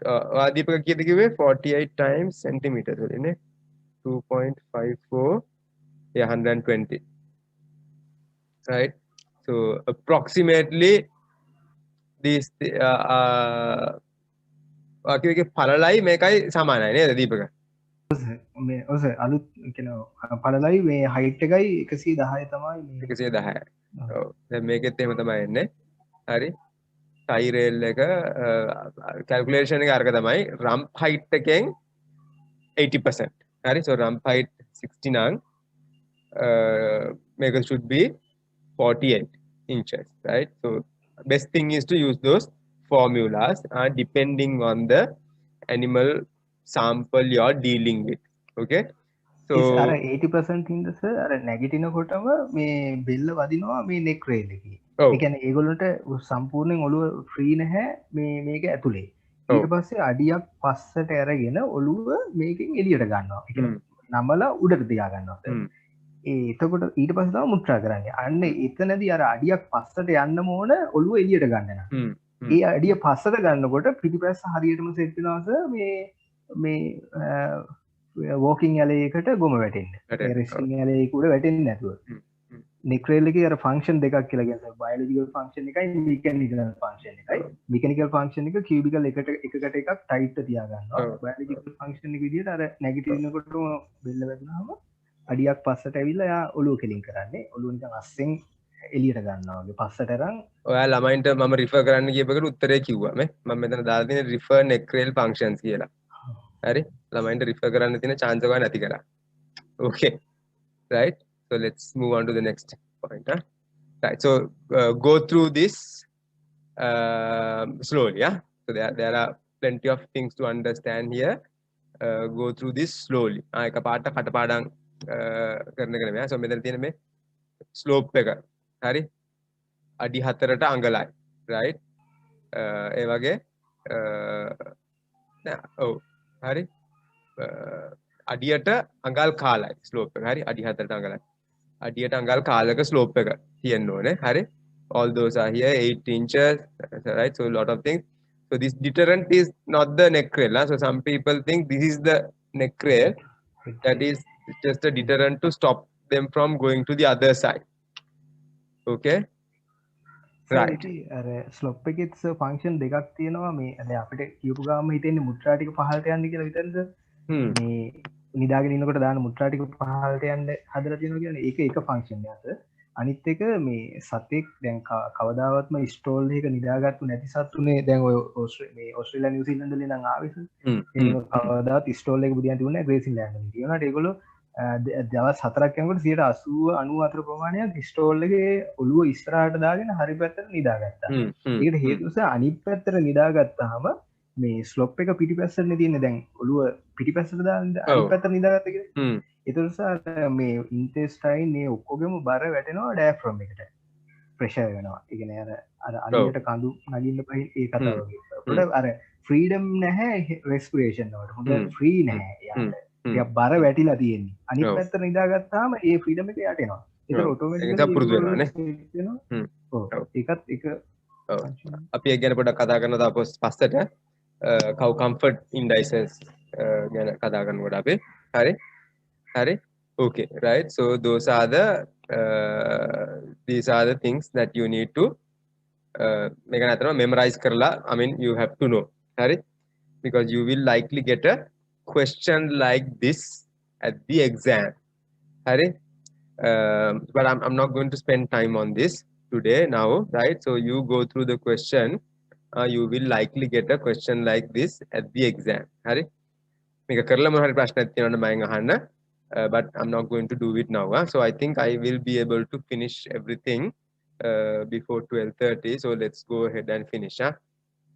මොකද මගේ ළඟ weekends hat ඔක්කොගෙම මට එක තියෙනවා alumni association එකේ AGM තියෙනවා faculty එක වැඩක් තියෙනවා undergraduate ළමයිව farm එක යන්න තියෙනවා ඒක නිසා I don't think I'll be able to take any more lectures to you guys before the end of March, right? So let's go ahead and finish, right? Right, so heat stress management is a very important aspect in Sri Lanka, obviously, right? So simple things first, right? You have to provide plenty of fresh, cool water, right? So clean and cool now, they will drink more water. Hari, ice dana කියලාත් කියනවා Middle East වල එහෙම. හරි. Right? So මම දැකලා තිනවා අපේ ටැංකි clean කරන්නේ නැහැ. දියසෙවල බැඳිලා තව මොනම කුයිනවද මන් දන්නේ නැහැ. Right? So encourage, right, farmers to clean this, right? So again, something I haven't seen people practice in Sri Lanka. You know, they say feed up to 70% of the feed in the morning and evening hours when the peak heat is over. You know, I have not seen this being practiced in Sri Lanka, but you know, I have seen this in Australia with the extreme temperatures they have. So they do this in Australia, right? And then there is, you know, spraying, misting, and fogging, and then also just regular fan, right? So sometimes nikamma fan එක විතරක් දැම්මොත් it just pushes the hot air down, doesn't help, right? Fan is more useful with a misting system, right, where the fan will help the water to evaporate. So remember, මෙතනදී සත්තු cool වෙන්නේ not by them getting wet, but by the water evaporating. Evaporate වෙනකොට it absorbs heat from the skin, right? It absorbs heat from the skin when water evaporates. That's how animals cool down, right? From misting, fogging, and spraying, right? So there are different opinions about fog versus misting versus spraying, right? So fog is the finest particle size, misting is larger, spraying is even larger, right? So from what I have read, smaller the droplet size, the better, right? So fogging and misting are superior to spraying. However, there are different opinions, right? So the smaller the water droplet size, the easier it is for them to evaporate, right? So now, but this is a video. I don't know if it's going to work. Video. This is Ridiyagama. So from my opinion, this is not the right thing. Because ඔයගලන්ට පේන එකක් නෑ මේකේ. Droplet size is very large. හරි, droplet size is very large. පේනවද? Right, so droplet size is very large. හරි, එතකොට මේක evaporate කරන්න සතාට අමාරුයි, right? But if the size is small, right, you know, it evaporates easily. That මේක අපි සතාගේ ඇඟට අත තිබ්බහම සතා's cool. හරි? So you think, okay, this works, but you know what actually could happen here is, now what is the natural mechanism? The natural mechanism is to conserve heat if it's cold outside, right? So if it's cold outside, when water hits the animal, it's cold, superficial blood vessels constrict, right? Because animal thinks, okay, outside is cold, I don't want to lose weight, right? So you think, so the animal is fooled by this water, right? And then the vet and management is also fooled by this water, by this cold touch, right? Basically, the animal is cold to the touch. So I told, I don't want to mention the name of this because this is being recorded. So I told this to the person in charge there, right? And he said, "ඇත්ත තමයි doctor, PD කරන්න අත දැම්මහම ගින්දර වගේ ඇතුළ රස්නේ. මේ temperature බැලුවා අපි මෙන්න මේ ගානයි කියලා කිව්වා. හරි? හැබැයි එළියෙන් සීතලයි, right? So you think this works because when you touch the animal, right? It's very cool. Hari, you think, this is working fantastic, right? But actually, animal is cooking, right? So this is not correct. What is correct is to have misting, right? Misting and then fans. Nikamma vatura vattana me vatura evaporate venna ona. Evaporate venna lazy venna you have to put regular fan, right? And so ideally and also have a misting fogging wala disadvantage එකක් කියනවා. If it's not open like this, humidity වැඩි වෙනවා, relatively humidity වැඩි වෙනවා. හරි? So මේවා අපිට නිකන් ආවට ගියාවට හරි විදිහටම කරන්න බෑ. Ideally there should be controlled systems, especially because Sri Lanka has high humidity. Hari? Sir, මේක අර ඔපිනියන් දෙකක් තියෙනවා. අර මේකේ දැන් එක ඔය හියුමිඩිටි වැඩි වෙන ප්‍රශ්නේ තදටම තියෙනවා සර් ෆොග් එකේ මිස්ට් එකේදී. දැන් එක ඔප්ෂන් එකක් කට්ටිය කියනවා මේ කෙලින්ම හියුමිඩිටි තදටම තියෙනවා මොකේද? ෆොග් මිස්ට් සිස්ටම් වලදී හියුමිඩිටි වැඩි වෙනවනේ. දැන් හියුමිඩිටි ඒ කියන්නේ අපි ඉන්න තැන අවට ජල වාෂ්ප ඝනත්වය දැන් 70 80 90 වගේ වැඩි වෙවි යනකොට ඉවපරේට් වෙලා ඒ කියන්නේ යන්න තැනක් නැහැ. උරාගෙන යන්න තැනක් නැහැ. ඒ නිසා දැන් මේකේ තව මේ මෙකනිසම් එක තාම මේක ඩවුට් තියෙන දෙපැත්තටම කතා කරනවා. අපි මේ තාම හරියට රිසර්ච් එකක් කරලා බලලා නැහැනේ. අපි මේට හරියනම සිස්ටම් සමහරු කියනවා මේක තියරිටිකල්ස් අර හරියටම අර බඩට ඉස්සරහිනුයි ඉස්සරහ අද්දකට පිටිපස්සෙනුයි ප්‍රදේශයට කෙලින්ම වතුර පාර වැක්කිරෙන්න හදන්න කියලා එළිය එන්වයරන්මන්ට් එකට ජල වාෂ්ප නැතුව ඒ කෙලින්ම වැක්කිරෙන්න උඩින් ෆීඩ් බංක් එකකට උඩින් මේ පොඩක් මේ ෆීඩ් වෝකින් යලේක පැත්තට වෙන්න වතුර කෙලින්ම වැක්කිරෙන්න හදන්න කියනවා අර පපුව බඩ හරියට. ඒකට රූමන් එකට කිට්ටුම හරිය වැඩිම හීට් ජෙනරේට් කරන ඒරියා එක. එතකොට ඒ වතුර පිට දිගේ බඩ දිගේ පහළට ගාලාගෙන යනවා. හියුමිඩිටි වැඩි වෙන්නේ නැහැ හැබැයි. හියුමිඩිටි වැඩි වෙන්නේ නැහැ. එතකොට ඒක කියන්නේ ඉස්සල්ලාම ස්ප්‍රින්කල් එක ඕන් වෙලා විනාඩි ගාණක් මේ තෙමනවා. ඊට පස්සේ ස්ප්‍රින්කල් එක ඕෆ්. ඒ කියන්නේ වතුර වැක්කිරෙන එක ස්ප්‍රින්කල් එකට උඩින් නිකම්ම වතුර වැක්කිරෙන එක. ඒක ඕෆ් වෙනවා ෆෑන් ඔන් වෙනවා. එතකොට ෆෑන් එකෙන් අවට ජල වාෂ්ප පුෂ් කරනවා. තව දුරටත් ඒකට හියුමිඩිටි අඩු කරනවා. අර ඇඟේ තියෙන වතුර වාෂ්ප වෙවි හීට් එක අයින් කරනවා. ඔව්. ඒක තමයි. ඒක මම කිව්වේ මේක අපි එක විවිධ මත තමයි මෙතන තාම තියෙන්නේ. හරි? මොකද දැන් ලොකුම ගැටලුව misting fogging works in European country. හරි? but ලංකාවට ඒක ඒ විදිහටම applicable නැහැ. අල්මරායි වගේ රටවලත් හියුමිඩිටි අඩු නිසා ඒක ඕකේ. ඔව්. හියුමිඩිටි අඩු රටවල් වලට 40 වගේ තියෙන රටවල් වල ෆොග් එක මිස්ට් එක දැම්මයි කියලා ඒක ප්‍රශ්නයක් නැහැ. ලොකු ලෙවල් එකකට වැඩි වෙන්නේ. අපේ දැන් අපේ 75 80 90ක් කොහොමදක් තියෙනවනේ ඒකනේ අපිට. තවත් සම්තෘප්ත වෙනවා. එහෙම ප්‍රශ්න ටිකක්. හරි. එතකොට ඒක නිසා මෙකනිසම්ස් තියෙන්න ඕනේ මේකෙන් එලියට එක්සෝස්ට් වෙන්න තියන්න ඕනේ. ඔව්. හරි. ඉතින් අපිට නැහැනේ. හරි. ඕක තමයි. මොකද ඒ කියන්නේ සර් අර මේගොල්ලන්ගේ සෙට්ස් ග්ලෑන්ඩ් නැති එක නේද? ඒ කියන්නේ හරක්ගේ සෙට්ස් ග්ලෑන්ඩ් නැති නිසා දැන් අපේ නම් මෙකනිසම් එක අපේ සෙට්ස් ග්ලෑන්ඩ් තියෙනවා. ජල අපේ දහඩිය වශයෙන් ජලය එළියට ඇවිල්ලා වාෂ් වෙලා අයින් වෙනවා. හරකගේ සෙට්ස් ග්ලෑන්ඩ් නැති හින්දා අපි මැනුවලි සෙට්ස් වෙනුවට වතුර දානවා. හරකගේ ස්වෙට් ග්ලෑන්ඩ් නෑ සර්.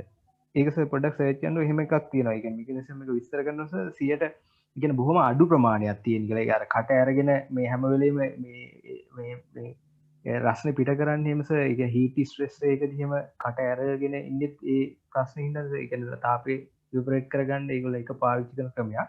මේකේ සෙට්ස් ග්ලෑන්ඩ් නැහැ කියලා තමයි සර් කියන්නේ. ඒ නිසා මම නම් එහෙම එකක් අහලා නැහැ. අඩු ඉතාලම අඩුයි කියලා තමයි ඒකේ තියෙන්නේ සර්. නිකන් සර්ච් කරපුවම සෙට්ස් ග්ලෑන්ඩ් කවුස් බෆලෝට හරි. කවුස් ලගෙත් දාලා තියෙනවා සර්. බෆලෝගේ නම් එහෙමයි මොකද මේ අපි සර් දාඩිය දාලා හරකේ දාඩිය දාලා කවදාවත් දෙකද නැහැ නේ කියන්නේ. ඔව් ඒක නම් හරි. හැබැයි ස්වෙට් ග්ලෑන්ඩ්ස් නැහැ කියලා මම නම් කියවලා නැහැ කොහෙවත්. සර්ච් කරපුවම ආව සර්ච්. ඒක මම බලන්නකෝ. අස්සයට මොකක්ද අපි කියන්නේ? අස්සයාගේ එහෙම ඒක වැඩි ගන්න දැසයි. අස්සයාගෙන අපි කියන්නේ අස්සයාගේ කියනවා මේ තියෙන්නේ apocrine sweat glands in bovine skin are involved in thermoregulation. Harry, the present study was conducted by අමහල නැහැ හරකගේ මේ sweat glands නැහැ කියලා දීපක. functionality එක අඩුත් දන්නේ නැහැ. හරි. හැබැයි sweat glands නැහැ කියලා මම අහලා නැහැ. හරි. ඒක අපි කියවල බලමු. හරි. බෆලෝගේ අඩුයි. බෆලෝගේ මයිල් අඩුයිනේ. හරි. තනින් තනනේ. එතකොට බෆලෝගේ නැහැ. ඒක නිසා තමයි මේක බහැලා ඉන්නේ. හරි. okay. right. so හරි ඒකයි මේකේ තියෙන එක හරි මේක අර very we still don't have good research data right මේක කරනවා නම් we have to be aware of those humidity වැඩි වෙන එකට you have to take measures right to counteract those right otherwise humidity can increase and also like මම කිව්වා වගේ thermo heat loss එකක් සමහරට ඇත්තටම වෙන්නේ නැහැ. හරි දැන් ඔය රූම් එකට දාලා නම් කියන කට්ටියත් ඇතුළේ ටෙම්පරේචර් බලලා නැහනේ. තියරි නේ. හරි. theory. Hari, on another study you all can do. Somebody can do. Hari, per vaginal temperature, per rectal temperature. Hari, බලන්න පුළුවන් නම් මේ කට්ටියගේ. හරි. අනිත් පැත්තෙන් මේ signs of heat stress. හරි. බලන්න පුළුවන් නම් අපිට ඉතින් room temperature බලන්න වගේ දේවල් කරන්න බෑනේ. හරි. මම නම් හිතන්නේ ඔය පපුව තෙමුවා කියලා room temperature එකට manipulate කරන්න පුළුවන් කියලා. හරි. මොකද room temperature එක room එකේ ඉඳන් මේ muscle හරහා bone හරහා blood temperature heat loss එකක් වෙන්නේ නැහනේ. හරි. heat loss එකක් වෙනවා නම් වෙන්නේ blood වලින් circulation එකෙන්. හරි. ඉතින් ඒ එක කට්ටියගේ theory. හරි තර්ක තිබ්බට physiological නම් මට ඒක හිතන්න අමාරුයි ඒ පැත්ත මේ තෙමුවයි කියලා වෙනවා කියලා. හරි. I mean y'all think. හරි. මම වැරදි වෙන්නත් පුළුවන්. ඕගොල්ලන්ටත් හිතන්න පුළුවන් ප්‍රමාණය තමයි මට හිතන්නත් පුළුවන්. හරි. අපි දෙගොල්ලන්ටම තියෙන්නේ basic physiological understanding. So think about it. But the thing is there are no established studies, right, in countries like Sri Lanka. මේකේ මේ දැන් ෆෑන් අපි ෆාර්මර් දැම්මට පස්සේ මේකේ ප්‍රශ්නයක් තමයි දැන් ෆෑන් රෑට ඕෆ් කරනවානේ. දැන් අපි හිතන්නේ දවල්ට තමයි මේ වැඩිම මේ රස්නේ තියෙන්නේ ඒ ටයිම් එකට. ඒකට සහ ෆාර්මර්ට මුදල් පැත්ත ප්‍රශ්නයක් වෙනකොට මට පොඩ්ඩක් ඒ ප්‍රශ්නය ආවා. ඊට පස්සේ මේ එක සැරයක් මම සමහරට අපිට රෑට පීඩී කරන්න උනා. රෑට පීඩී කරනකොට අපිට මට දැනුණා මේක රෑට රස්නේ වැඩි කියලා. මේ ඇතුලේ ඊට පස්සේ මම පොඩ්ඩක් නිකන් මගේ පර්සනල් ඉන්ට්‍රස්ට් එකට මම දවස් 5ක එක දිගට පැය දෙකෙන් දෙකට ටෙම්පරේචර් බැන්න මේ ඒ 750ක ඩේරියක් තිබුණා. per rectal. ඒකේ per rectal මේ ටෙම්පරේචර් එක අර එතන වර්කර්ස් දාලා පැය දෙකෙන් දෙක වගේ මැන්නා. එතනදී මට ඒක දිගටම කරගන්න බැන්න පැය දවස් 3ක හෝ 4ක ඩේටා තියෙන්නේ. ටෙම්පරේචර්ස් රෑ එකෙන් පස්සේ පාන්දර එකෙන් පස්සේ තමයි වැඩිම මේ per rectal temperature වෙන්නේ කියලා. දවල්ට වඩා රෑට ටෙම්පරේචර් අඩු. මම අනුසගෙනුත් ඇහුවා මොකක් හරි ඒකට මේ මොන හරි එක්ස්ප්ලනේෂන් එකක් කොහෙද දැකලා තියෙනවද කියලා. දැන් මොකද අපි දැන් ෆෑන් දැම්මත් මේගොල්ලෝ ප්‍රෙග්නන්ට් කරගන්න බැරි වුණානේ අපිට ගෙනාවු හර්ඩ් එකේ. එතන දීපක වෙන්න පුළුවන් නේ. කැම දෙන වෙන වෙලාව අනුව දැන් මෙටබොලික් හීට් ජෙනරේට් වෙනවානේ ඇතුලේ. හරි. ඒක නිසා ඒක ඇම්බියන්ට් ටෙම්පරේචර් එකටම කියලා රිලේට් කරන්න අමාරුයි. හරි. ඔන්න රෑට කැම නොකාපු සතු නෙමෙයිනේ. හරි. අනිත් එක මුන්ගේ පොස්ච් එකටත් හීට් එක වැඩිනේ. හිට ගත්තාම හීට් ලොස් එක වැඩි, බුදිය ගත්තාම හීට් ලොස් එක අඩුයි. හරි. ඒ ෆැක්ටර්ස් ගොඩක් තියෙනවානේ. සර්ච් කරනකොට එක තැනක තිබුණා සර් ඒක රෑට් හවස් ඒ කියන්නේ රෑ වෙනකොට හීට් එක ඒ කියන්නේ ඒගොල්ලෝ ඇඟ ඇතුලේ තියාගෙන මම මට හරිය පැහැදිලි වුණේ නැහැ කියූප එක. ඇතුලේ තියාගෙන ඉඳලා රෑට පිට කරන කතාවක් වගේ දේකුත් සර්ච් කරනකොට ඔකට එහෙම රිෆරන්ස් එකකුත් හම්බුණා. කොහොමද අරක පස්සේ කාලෙක හරි කරන්න කියලා හිතාගෙන ඉන්නේ රෑ ටෙම්පරේචර් එක. හරි. ඒක එතන මල්ටිපල් දේවල් බලන්න ඕනේ. ඒක මේ මම හිතන්නේ ඒක ෆෑන් එක රිලේෂන්ෂිප් එකක් තියෙනවා කියලා. මොකද අනිවාර්යෙන් රැට ලංකාවේ කොයි පළාතේ බැලුවත් ඩිග්‍රීස් දෙකක් තුනක් රැට කූල් වෙනවාමනේ. හරි. අතුම ගාන දෙකක් තුනක් පල්ලෙහාට වැටෙනවා. හරි. ඉතින් මේ අර කතන්දරේ ඇති. ඔය පොස්ච් එකට හීට් ලොස් එක අඩු වෙනවා. හරි. අපි උනත් සමහරලාට ඇඳේ හිටියොත් හරි ඇඳේ හිටියොත් මොකක්වත් සමහරට ඇඳේ පිටට දාඩිය දාලා බඩට දාඩිය දාලා නෑනේ. හරි. මොකද අතන ඇඳේ ටච් වෙවි තිබ්බගේ හීට් ලොස් එක වෙන්නේ නෑනේ එතනින්. හරි. ඒ වගේ මේ උඩුබැලිය අතර ඉඳියොත් ඒ වගේ හරක්ටත් ඔහොම ඉන්නකොට දැන්ගේ ටයි එකට වැහෙන කොටසක් තියෙනවා බිමට පැතිරෙන කොටසක් තියෙනවා. හරි. ඒතර හීට් ලොස් එක අඩුයි. එයා සර්ෆස් එකත් එක්ක ටච් වෙන. හරි. ඊ මෙටබොලික් හීට් එක ෆීඩ් කාලා ඩයිජෙස්ට් වෙන එක. හරි. ඉතින් ඒ වගේ බලපෑමක් ඇති. නමුත් ඩෙෆිනිට්ලි මේ රෑට ෆෑන් ඔෆ් කරන්න මේකක් නෙමෙයි. නමුත් හැම දෙයක්ම comes to economics. Hari. So this is a type of barns. So me api kipu misting, fogging, spraying okkama avilla basic දේවල් අපිට කරන්න පුළුවන්. හරි. ඊට එහා level එක තමයි these things called tunnel barns, right, which I saw in Australia, right? So this is the concept of tunnel barns, right? Then if we have fans, right, inside a farm, right, the problem is because the sides are open, මේ fan දාපු පැත්තටම හුලං යනවා කියලා නියමයක් නැහැ. හරි. සමහරවිට එළියෙන් එන හුලඟ සැර වැඩි ඊට වඩා. හරි. ඒකෙන් cancel වෙනවා, directional flow එකක් නැහැ. හරි. But what happens in a tunnel barn is, right, say only one side is open. 3 sides are closed. Hari. මේ තියෙන්නේ අර open පැත්ත මේ තියෙන්නේ. හරි. මේ පැත්ත. හරි. මේ පැත්ත තමයි මේ open පැත්ත. ඊට පස්සේ you have fans here, right? Exhaust fans. And when these fans work, they pull the air from this direction to here. Right? So when they pull the air, right? The interior you have unidirectional flow, right? එතකොට අර humidity වැඩි වෙච්ච ඒවා අනම්මනම් ඔක්කොම ප්‍රශ්න ටික විසඳෙනවා. හරි. ඔන්න මේ වගේ setup එකක misting, fogging, spraying මොකක්ද spraying නෑ අදාළ නෑ. misting, fogging ප්‍රශ්නයක් නෑ. right? Because it will that humidity වැඩි වෙච්ච air it constantly removes. Right, it constantly removes, right? So it could be the fans could be here or on the side, right? So different systems.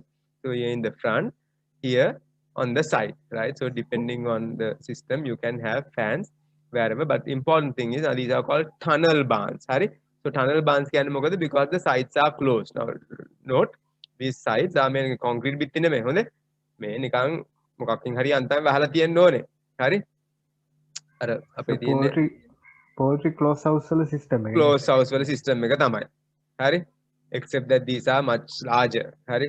So ඒකේ Dr. Dulip sir ඕක ගැන මේ කියන්නේ සෑහෙන විස්තරයක් එක සැරයක් කරා.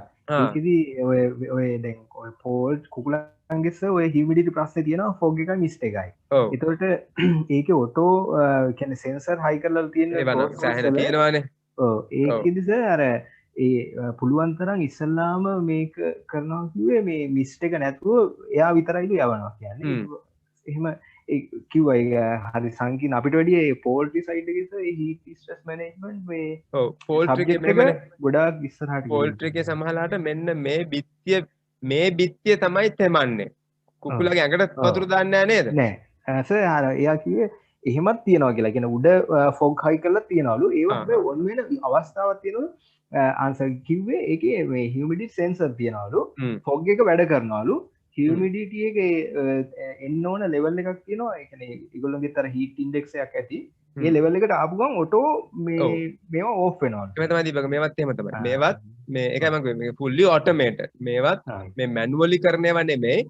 මේවායේ තියෙන sensors වලින් ඔය වෙනද මගේ පින්තූරයක් තිබ්බයිගෙන් වතුර එනවා. මේක පේන්නේ නැහැ මේක. මේ මෙතන නෑ කොහමරි මේවා ඔටෝ තමයි on off වෙන්නේ ඒ humidity අණුව. හරි එතකොට humidity නැත්තම් dry fan එක විතරක් වැඩ කරනවා humidity වැඩි නම් හරි humidity අඩු නම් මේකෙන් වතුරත් එනවා හරි ඒ sensors වලින් regulate වෙනවා මේවා right but ඒකයි මම කිව්වේ මේක කරනවා නම් හරියට අර දැනගෙන ගියොත් කතරගම නොදැන ගියොත් අතරමඟ වගේ වැඩක් තමයි මේක. හරි? You can even make things worse for the animals. Unfortunately, without going for an automated solution, I also cannot give you exact recommendations. Hari? So you have to decide based on animal response, heat stress signs, eva meva anuva, right? So let's not spend more time on those, right? So we have, these are the topics we have covered so far. So the last topic is this animal welfare. So we briefly talked about it when we talked about housing, right? So then the thing is, how do we know if the animals are, you know, enjoying good comfort levels or not? You can say, okay, I did this, I did that, Hari, but are they actually having high comfort levels or not? How do you say that, right? So there are these things called cow comfort indicers. So there are basically 4 of these, right? So these are called stall using index or proportion eligibility line. Cow comfort quotient, stall standing index, cud chewing index. Right? So like I said, why do we measure, why do we look at this? To see if the animal is actually comfortable, right? So there are certain standard values, right? So if those values are achieved, right, we can say that the cows are comfortable, right? So one is, the first one we talk about is proportion eligible lying, right? Or stall usage index. Okkama lying down animals name, the animals that are eligible for lying. Now tell me who are not eligible for lying down. Cows who are eating. Those who are eating, they are not eligible for lying down ne. Hari අපි කියමු lying down අපි කියනවා 160යි කියමුකෝ lying down කියන ගාන. කවුරු හරි ගිහිල්ලා කෑම කන වෙලාවට ගිහිල්ලා බලනවා ඔකෙක්වත් මුන් lying down නෑ. මේකේ cow comfort අන්තිමයිනේ කියලා. ඒක වැරදිනේ. Hari, you don't expect animals to be lying down at the time of feeding, right? So that's why we say eligible කට්ටියකින් කී දෙනෙක් lying down, right? So proportion of cows not eating that are lying down in stalls. Hari, so that is the proportion eligible lying. Then you have cow comfort quotient, and cows properly lying in stalls, right? So 80% of cows ideally should be lying, right? So make a you should check that, you know, after returning from milking, 1 hour, 2 to 3 hours after milking, 2 to 3 hours after feeding කියලා කියනවා. හරි? ඔහොම එකේවා කියනවා, but according to at least, you know, one guideline, this should be ideally 80%, over 80%, 1 hour after returning from morning milking. So right? මේකේ proportion එක ගන්න resting ඇල එකත් එක්ක touch එකේ ඉන්න සත්තුන්ගේ නේද? ඔව්. කීයක් touch එක නැති අයගේ. So මේකේ cow comfort index එකනේ. ඔයා කියන්නේ stall using stall standing index එක. cows properly lying. ඒ කියන්නේ මේ අනිත් පැත්තට lying මෙයත් නැහැ මෙයත් නැහැ මේකට ගන්න. මෙයාව ගන්නෙත් නැහැ මෙයාව ගන්නෙත් නැහැ. properly lying මේ කට්ටිය. මේ කට්ටිය විතරයි මෙයා. සර් මේකේ දැන් අර මේ සර් cow comfort index කියලා CCI කියලා තියෙනවා සර් ඒක නෙවෙයිද මේ? නෑ CCI කියන්නේ cud chewing index. නෑ සර් cow comfort index කියලා තව ඒ කියන්නේ stall using is index, stall is standing index, cow comfort index. මේ දීපක එක එක දේවල් කියනවා ඇතිනේ. හරි. අර cud chewing CCI CCI කියන්නේ cud chewing index. දීපක අද ඔයා පොඩ්ඩක් බාධා කරන වැඩි මට මේක ඉක්මනට ඉවර කර ගන්න ඕනේ. හොඳද? හරි. අත්‍යවශ්‍ය දෙයක් නම් මිසක් කියන්න එපා අද. හොඳේ? මට ආයි ටයිම් නැහැ නැත්නම් මට ඉවර ගන්න වෙන්නේ නැහැ. මම 12 මාට නවත්තනවා කීය වුණත්. හරි? Okay. So CCQ cud chewing cud cow comfort quotient, right?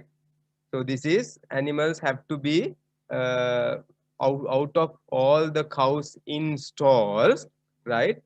They have to be 80% have to be properly lying, right? So megolong install unata, they are not properly lying, right? So out of the cows in the stalls, right, they have to be properly lying. Can menna me wage kattiya. Okay, so 80%. So these are farm, right? You know, Hatharli at the farm, right? So one day when I went, so can you spot various abnormalities here?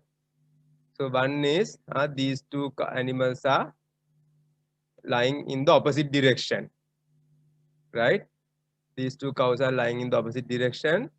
And see this animal, right? So I'll show you some videos, have this behavior, right? See, now I see, I'm sure you all also have seen this, right? So it's something very rare. So this behavior, you see one or two cows in the Rahitala, but you know, this particular day, එක shot එකේ මෙහෙම හරක් දෙන්නෙක් හම්බ වෙන එක is very rare. See, this is a video.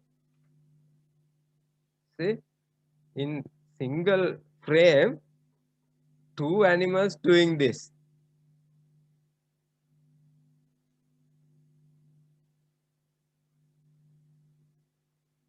Right? So what do you think must be the reason for this? I'm sure you all have come across this. What are the various reasons you all have come across for this type of behavior?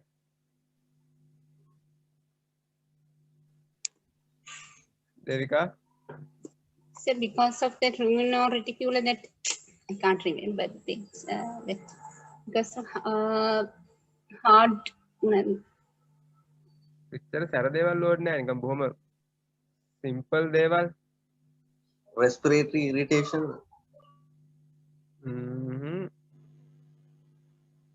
සංකීර්ණ දේවලුත් තියෙනවා, simple දේවලුත් තියෙනවා. irritation එකක් වෙන්න පුළුවන්. දීපක මොනවද? පාට ඇවිල්ලා තියෙන මේ වගේ.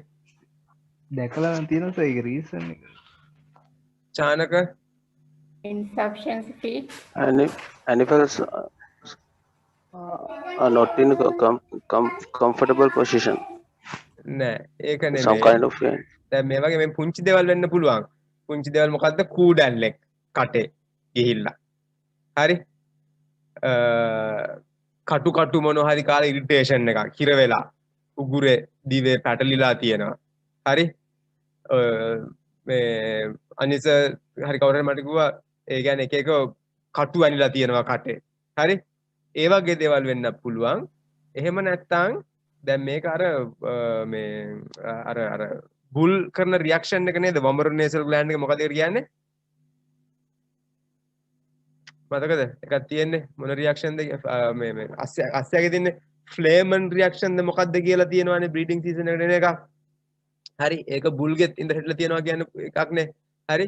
නමුත් අපිට සාමාන්‍යයෙන් දැක්කොත් දකින්නේ මේක එක්ක කූඩල්ලෙක් කටේ එක්ක කටුවක් කැනිලා කාපු ඉරිටේෂන් එක්ක උගුරේ මොන හරි කරලා එහෙම එකක්. එහෙම නැත්නම් hardware disease එකට මෙහෙම එකක් නම් දෙවිකෝ in position sir. නෑ මෙහෙම දිව දාලා එහෙම කරන්නේ නෑනේ.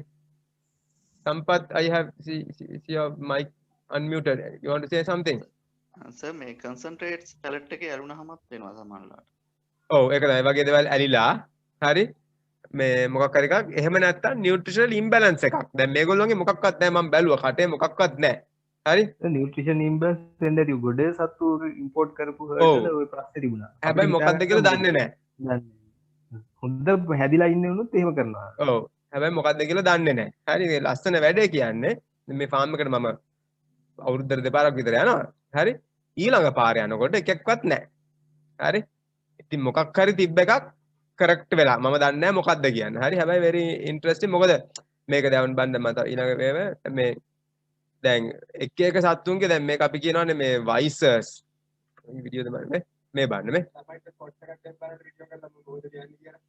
හරි දැක්කද එහෙම කරන සත්තු ඉන්නවා හරි හරි ඔහොම කරනවා හරි ඒකේ මොකක් හරි imbalance එකක් තමයි හරි බලන්න මේක වීඩියෝ එකක්ද බලන්න ඒක නම් සර් නියුට්‍රන්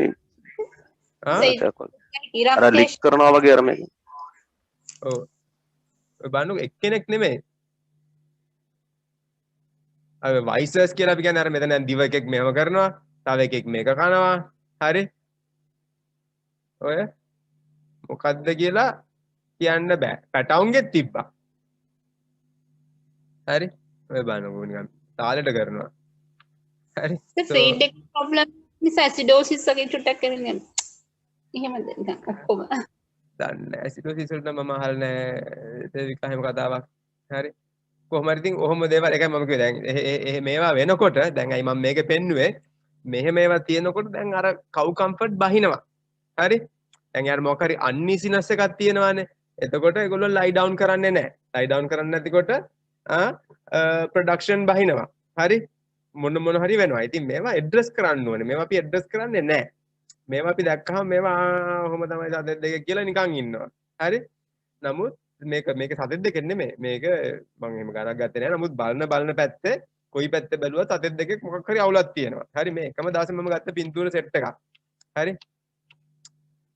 මේ අනිත් පැත්තට ඉඳගෙන ඉන්නවා දැන් එතකොට මේගොල්ලෝ ස්ලෝප් එකේ අනිත් පැත්තට ඉන්නේ නේ දැන් සාමාන්‍යයෙන් අපි කියන්නේ මෙහෙම අනිත් පැත්තට ගොඩක් සත්තු ඉන්නවනම් ඒ කියන්නේ ස්ලෝප් එකේ ප්‍රශ්නයක් ඇති කියන එක තමයි ඒකේ ඉන්ඩිකේෂන් එක හරි ස්ලෝප් එක වැරදි ඇති කියන එක නමුත් මේකේ ස්ලෝප් එකේ වැරද්දක් නැහැ හරි මොකක් හරි හැබැයි ප්‍රශ්නයක් තියෙනවා හරි නැත්නම් සාමාන්‍යයෙන් මෙහෙම very rare මෙහෙම දකින්න නෑ සාමාන්‍යයෙන් හරි මේ ඉතින් ඔහොම ගොඩක් ඒවා තිබ්බ මම නම් හිතන්නේ මොකක් හරි එකක් ඒතකොට මෙතකොට මේ අර මම මේකේ ඉම්පෝටන්ට් දේ තමයි අර cow comfort quotient එක අඩු වෙනවා animals are not lying down they are occupied with doing something මොකක් හරි කර ඉන්නවා හරි okay right so that is the cow comfort quotient right animals properly lying out of the animals are in the stalls right it was ඒකේ අනිත් එක තමයි stall standing index hari so this is not exactly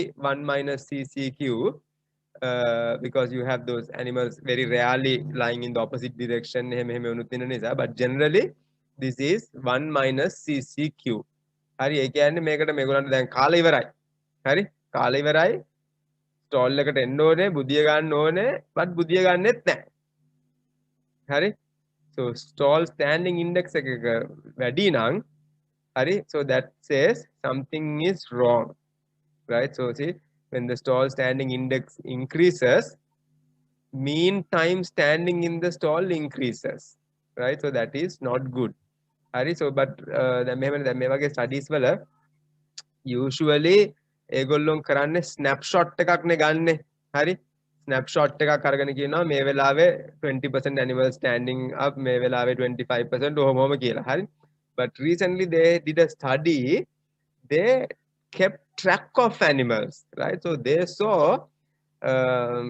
that particular study you know up something like 15% of the animals never lie down hari 15% of the animals never hari නිකන් පැයයි දෙකයි වගේ තමයි lying down ඒගොල්ලොන් ඉඳ ගන්නෙම නෑ මක් කරලවත් හරි so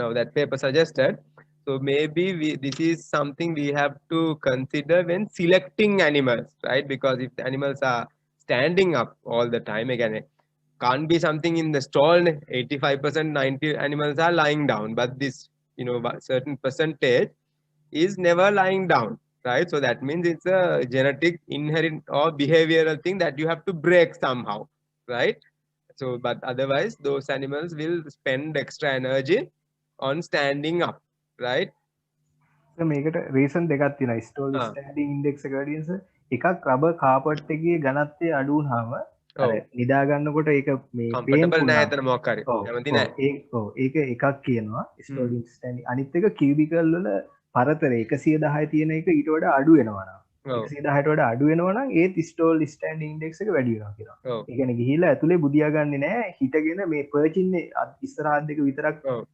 මේකේ කියුබිකල් එකේ රෙස්ටිං ඔව් ඇලේ එකේ තියන්නේ පිටිපස්සේ කකුල් දෙක ඇලේ එකේ. ඔව් පර්චින් ඉන්නවා කල්පනා කර කර මේ ඉදා ගන්න. ඔව් ඔව් ඒක තමයි හරි. ඉතින් ඒකනේ අපිට කියන්නේ අර මොකද්ද මේ නී ටෙස්ට් එක කියලානේ ඩයිස් දෙකෙන් පයින්න කියලා අපිට රිදෙනවා නම් සදාරත් රිදෙනවා කියලා හිතන්න ඕනේ කියලා. හරි. so ඒක තමයි මේ කියන්නේ එන්න ඕනේ හැබැයි something is wrong. හරි. ඒක බෙඩින් වල ප්‍රශ්නයක්. හරි. ඉතින් dimensions වල ප්‍රශ්න නම් පේනවනේ. හරි.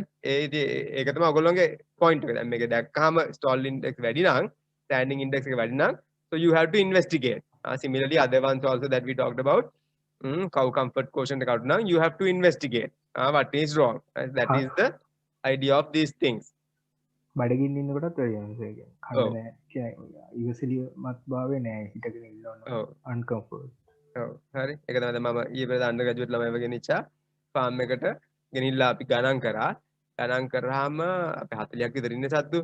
40න් මේ 4 දෙනෙක් විතර තමයි ඉතින් අnder graduate ළමයිකුත් දන්නේ නෑනේ. ඉතින් කියලා. ඉතින් ළමයි කිව්වා මේ කැම එනකම් බලන් ඉන්න ඔක්කොම එක පැත්තක් බලන් ඉන්නවා. මේ ළමයි කිව්වා ඉතින් කැම එනකම් බලන් ඉන්නවා කැම කාලා නැති වෙන්නේ නැති කියලා ඉතින් ළමයි කිව්වා which was good. හරි so I was happy. හරි. Right. So may on a typical sattu. Hari.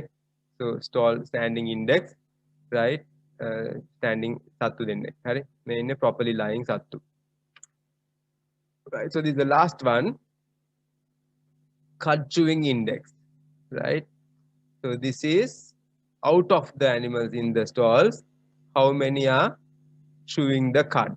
Right. So usually we say ideally 60 to 65% of the animals should be chewing the cud under ideal circumstances. Right, so I remember these 4 cow comfort indices, right? So again, plenty of project ideas you can do from these. Measure the cow comfort indices in farms. Right, so I mean project එකක් නෙමෙයි වුණත් ඔයගොල්ලෝ හිතන්නේ ඔයගොල්ලෝ farm එකට යනකොට බලනවා මේකේ එකපාරට ගන්න පුළුවන් නේ ඈතින් නම් බලන්න පුළුවන්. හරි ළඟට යන්න කලින් බලන්න ඕනේ මේව ගොඩක් දේවල්. කී දෙනෙක් line down ද? කී දෙනෙක් line down නැද්ද? හරි. farmer කියනවා නම් I fed 2 hours ago කියලා ඊට පස්සේ ඔයගොල්ලන්ට බලන්න පුළුවන් මේගොල්ලෝ lying down නැත්තම් something wrong. Then you go and investigate. Is it the bedding? Is it the dimensions? Is it too wet? Is it too dry? Is it hot? Is it the direction of the west, too hot in the afternoon? Right? So that is the idea. Instead of going to each of those and investigating them one by one, from a distance, you can look at this and come to a conclusion. Take a estimate, right? So that is the idea of these cow comfort indices, right? So comfortable cow is more productive, like I said earlier, improves blood flow to the mammary gland, right? Which results in higher milk production, right? And then same thing, when they are standing, laminitis occurrence is higher. Right? So I have given a practice question here, right? So in a farm with 200 animals, right? 28 still feeding, 126 lying on the rubber mattresses, 60 were chewing the cud, 4 were lying in the reverse direction, 10 were lying down, whatever, right? 16 had front feet on the stall beds, right? So on. So take this example and calculate the 4 Hari, Dilip, no problem. We also finished. So calculate these 4 indices based on this data, and you will get an idea about this. Hari? Okay, Lamai, right? So there is one more thing I could not do. That is ideal herd composition, right? So I will email it to you. No need to do a lecture. You can understand it by going through it. So that is all. So remember now, I went really fast, 70 slides in one day. That's a lot. 3 hours. කතා කරලා උගුරත් රිදෙනවා. හරි.